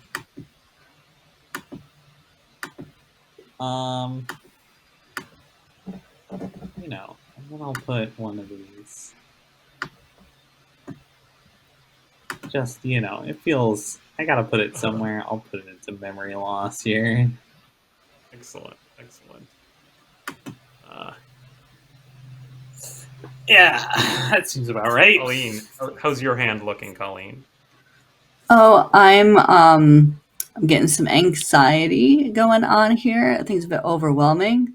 I'm kind of freaking out. And I'm also going to start to see a little bit more of what Alex has been talking about, with some more hallucinations as well. Yeah, I'm a little bit more even keel with some of my problems I'm having. Seems tactical. And Well, I Tanya, don't think we're going to survive. How is but it's fun. Alex doing? Not good. What's the number 5? It's all up to me for hallucinations. Oh my goodness. What is that Yes. says? Yes. It's all up to me, and I'm starting to get absent-minded because I'm just starting to. My brain's like, we're just gonna create new things and shut down. That's what we're doing. Great. Okay, here's where we stand now. I'm gonna start with Kyle and just go down the list here. So Kyle, what do you do?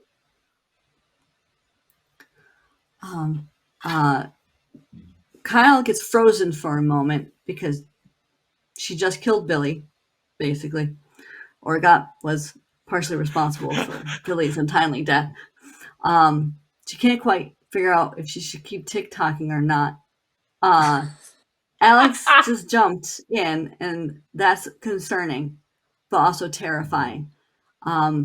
So I think she's just standing there, just talking and being like, yeah, we're gonna go in, gonna get Alex, gonna get one of Billy's arms. No, don't get one of Billy's arms. We're not gonna do that. And is just really hyper focused on the moment and trying to pump herself up to try to go and get Alex, but also backing is she away actually slowly. is she actually moving in any way to help Alex, or just standing there at the railing where she entered the room? She's just kind of moving away from the railing a little bit, like, no, I'm not quite sure here, but I'm gonna get Alex, and maybe I'll get a running start. I'm gonna get a running start. I'm gonna do a somersault off of no somersault. Just gonna dive into the pool. Excellent. Okay, we can, she's trying to pump herself up to get over the railing to get Alex. Excellent. Alex, what are you doing? It's all up to me to save Billy, so I'm going for this crazy eel because I'm clearly hallucinating that this is safe and this is it's all up to me. It's up to me to save Billy, and it's safe in the water, and also I'm getting forgetful about like some details, so now it's getting a little confusing. I'm not quite sure why I'm like, what has happened. Like some of the details are starting to slip from my brain. Yeah, it's not great for Alex. So Billy just disappeared under the water there with the huge eel that has half consumed him. So are you diving to try and find him? It's all up to me. It is all up to you. It is all up to you. It's all up to me. I got roll me another brawn athletics to try and dive underwater to try and find Billy. All right. Are they together or separate? They're together. So you roll both brawn and athletics, and you just tell me the higher number. Okay. Where's that other one? Okay. Okay, I got 4 for brawn for once. Ugh, and I got a 1 for athletics. Okay. This 4 is usually the target number, though this is difficult. You're diving into dark, murky water and trying to discover Billy. So I also want you to roll for me. What do I want to call for here? Something perception based to try and find Billy. So give me also a perception. Actually, I'm going to say perception athletics. So this is one of the interesting, unusual things about this game is that I can combine unusual skills and attributes. So normally, like investigation is more for searching and hunting for things, but like since you have to dive underwater and are searching under Yeah. dark, murky water, I'm going to call that more athletic. So athletics, perception, try and swim underwater and find Billy. So you have successfully dived. You push down into the water. You're swimming. There's not a lot of light under here. You can see a faint yellow glow, though. All right, 5 and a 4. Okay. So in the faint yellow glowing light, which you're not sure what it really is emitting that light, you can see murkily a hand in the water you think is Billy's. So you think if I can just grab his hand, I can pull him up into the surface. We'll get to that later. Christian, what are you doing? I run. I leave this room as fast as possible. I ditch everybody. I'm out of here. I turn around. I run right through the doors I came through, and I just keep taking turns and going down hallways, trying to remember how we got here in the first place to retrace my steps. Great. Roll me an intellect investigation, please. As you go booking through, trying to remember how the heck to get out of this weird, crooked, maze-like building. 6. Okay. So you just start running. I'm outta here. And you take a turn. You see you pass the elevator. You're like, yeah, I remember that. And you go running, and you make it. You pass through the room that is the old museum, and you're just running. Kyle, you just saw Christian book it past you. What do you do? Oh my god. He ditched us. I can't have 3 dead friends. No one will like me in high school. When we finally go back and get 5 years, I'm gonna try to jump in and get Alex. I'm gonna get Alex. I gotta get Alex out. I'm gonna just go. I'm gonna dive in and get Alex. And probably when I hit the water, I'll go, shit, I just gotta get out of this water. Okay. So yeah. Do you actually convince yourself to dive into the water? So yeah, she's gonna. Yeah. Jump. Roll me an agility athletics, please. Thanks, Kyle. Don't thank me yet. Yeah, it's kind of a mess. Oh, it was an 8. Excellent. Kyle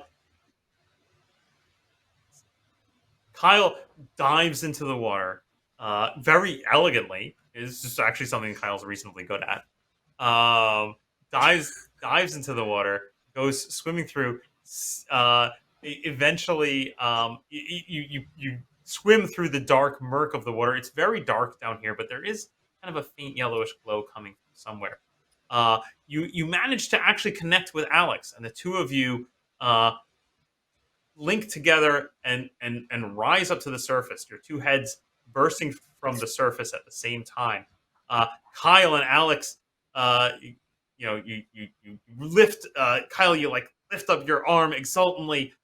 So does Alex, still gripping the severed hand of Billy. And you both stare at the severed hand in absolute horror. And you can both draw 2 more mental stress cards. You realize Yay! Gone. And all that remains of him is a God. severed hand. We're having a bad night, guys. Oh, I don't think it's going to get better. In the water, swirling movement, and the water is becoming very choppy. And you think you can see bubbles rising up around you. Oh gosh, we're gonna die. We're gonna die here.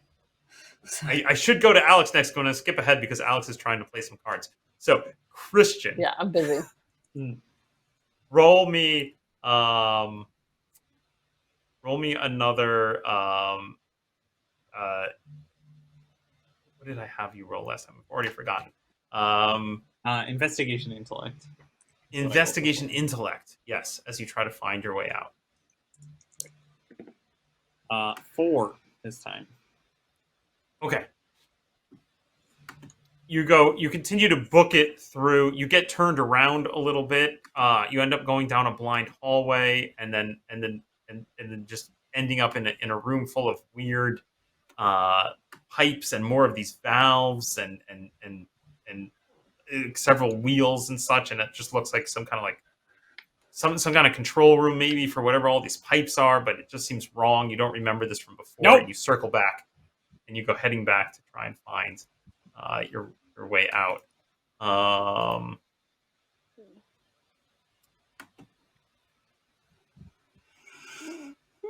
Alex, just gonna come show this a little bit. So it looks to me like you've dived a little deeper there into memory loss. And so let's just look at it. It looks like Yeah, you're what at does 3. it Is say? that right? Which is Yeah. in denial. Pick a specific event from earlier in the game. It never happened. What never happened? There's no dead body. No dead bodies. No, No. And Billy's fine. Billy's fine. Great. It's fine. Everything's No fine. death. No death and dismemberment. There's no death. My Wait. brain has erased any death. What do you do? I think it's up to me to try and get us out of there, maybe? Okay. Like we just You're in the water. we just need to go home. Kyle's with you. I just like become calm and I'm just like Very it's choppy. it's up to me to get out of here and we're just a strange calm comes over Alex, and There's you no try to death. help. You try to help Kyle swim towards the staircase, which leads up and out. Yeah. Roll me. Come on, Kyle. We're just gonna get out. Let's just go roll home. me- It's wet. Why are we all wet? This is dumb. Roll me brawn and athletics, please, as you try Me? to swim. Yeah, both swimming and trying to help Kyle. Oh gosh, my bronze stinks. 2 and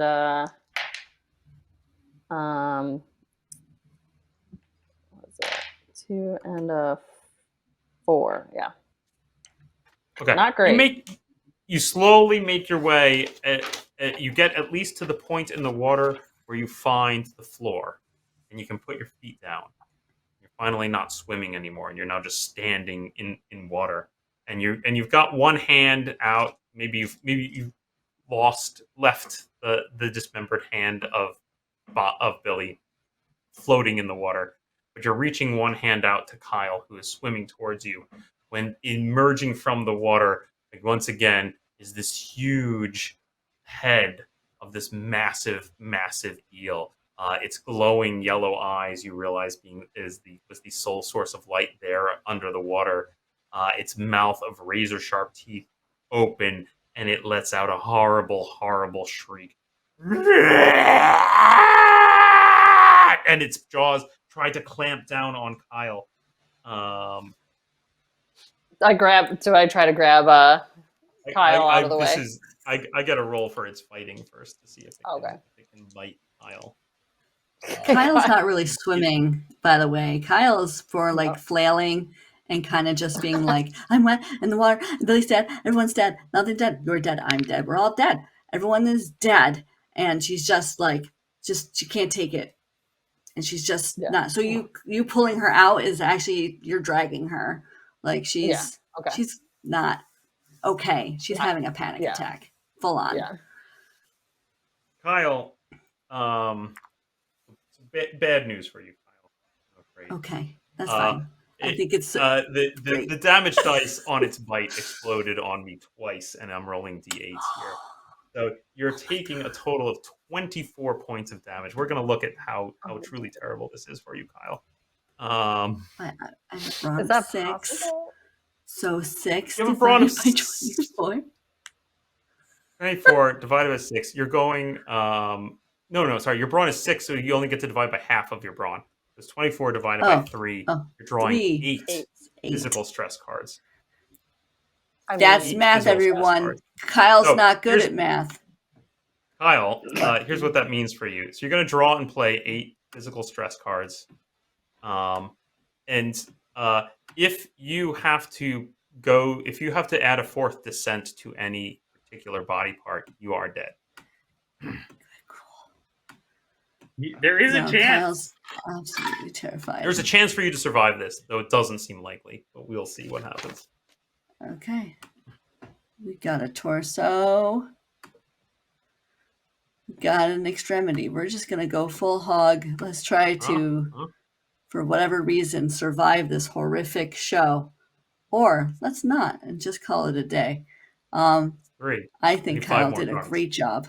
I know. I'm doing it, Paul. Just give me a break. I gotta flip it in this program. Yeah. Yeah. Okay.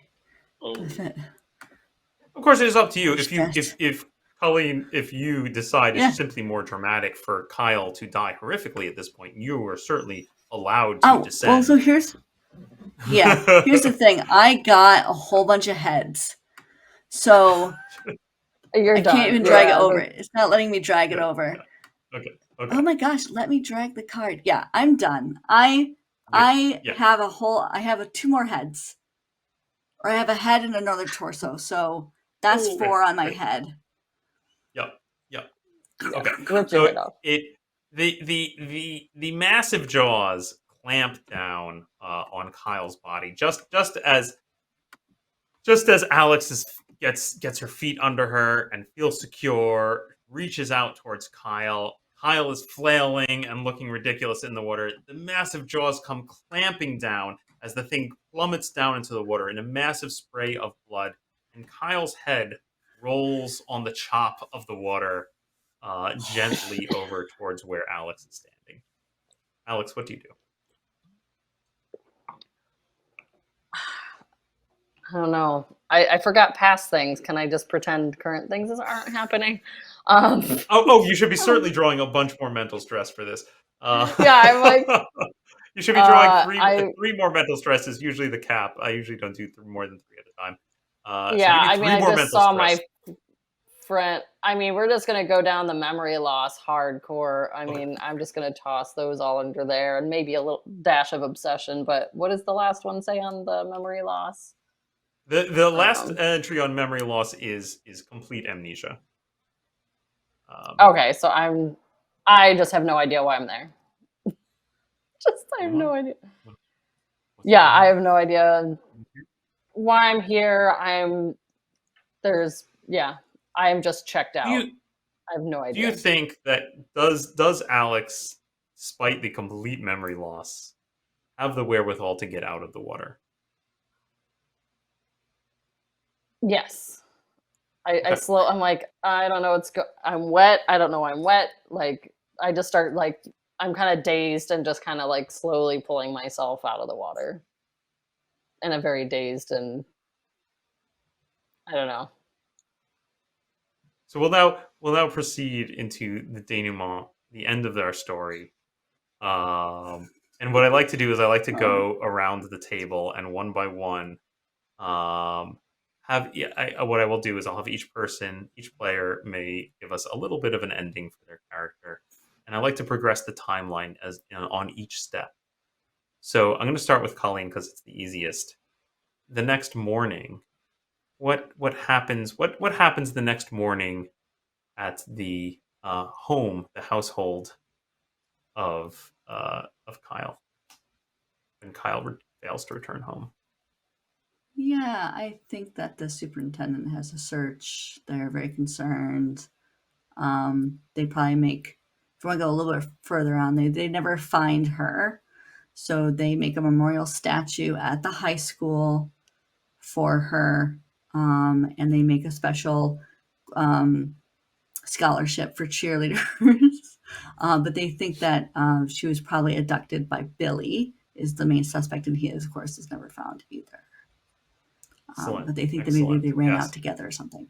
The next morning, certainly the massive flooding is all over the news. There's a lot of stories about the massive damage to the town as the incredible rainstorm from the previous night caused a lot of damage from flood. But also there's the story of the missing cheerleader and the rebel, the ne'er do well Billy, and a manhunt begins, though, as we know, doomed to failure. A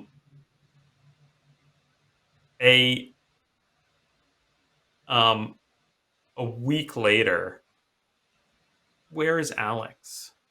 what has become of Alex after a week after? Does Alex emerge from the Yeah. mill? I Excellent. think I'm found wandering the roads, very confused about where I am, who I am. I'm soaked. I might be a little like scraped up. No one knows really what happened. Like I can't. They're like, "What happened?" I'm like, "I don't know. I was just in a building and I was wet and I wanted to get home, but I don't know how to get home." And I think they just chalk it up to like, "Wow, everyone's real stressed with COVID and this lockdown." Yep. So Yep. they just think I've had like a mental break because I Emergency. just Excellent. So eventually, Alex is discovered by her family in a hospital nearby. Emergency responders had a lot of trouble getting around due to all the flooding, so it took a little while for Alex to get found and for them to discover exactly whose Alex's identity even was.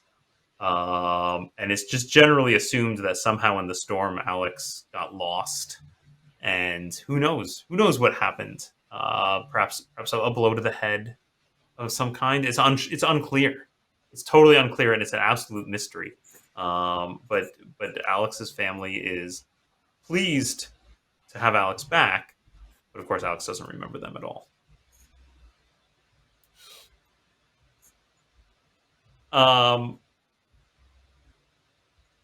A month later, where is Christian?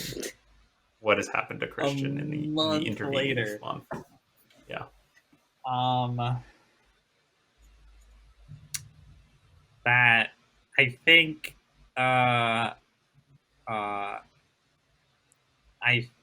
a month later, as they're finally clearing up the wreckage from the flooding, and they're really starting to like clear out the like flooded sewers and things like that have been clogged up with debris, all from this great storm. There is a bundle gets found of Christian's backpack and all of the things that his mom very carefully packed for him on his one trip outside in the rainstorm.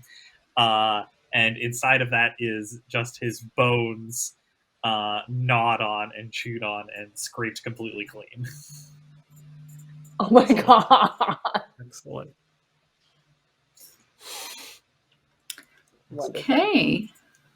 That was is terrifying. Fearful Ends. Thank you, everyone, thank you, for Paul. playing. Hope you had a good time. The I say eels. the screeching eels. It's very traditional for there to be exactly one survivor in this game. I've played many games like that. Although I think this is the first one I've seen where the only survivor has complete amnesia. That's delightful. I like to That's go pretty hard funny. on the mental stress cards. That's great. Gives me a direction to go. That's it. That's the game. No, Thank it's you, great. everyone, for playing. I really appreciate it. I hope that this was helpful to everyone, to those who are considering playing the game. Follow along in the sample scenario. Look at where we hewed straight to the text, and where I maybe had to improvise a little bit when the players did some interesting things. There were a few moments of that. But hopefully it gives you a better handle of how to use the cards and how to handle combat and all of that stuff. I hope that helps. Thanks, everyone. Had a really great Thank you, time. Paul. Great game. And Yes, we'll see you all later. Good night, everybody. Awesome. Thank you, everyone.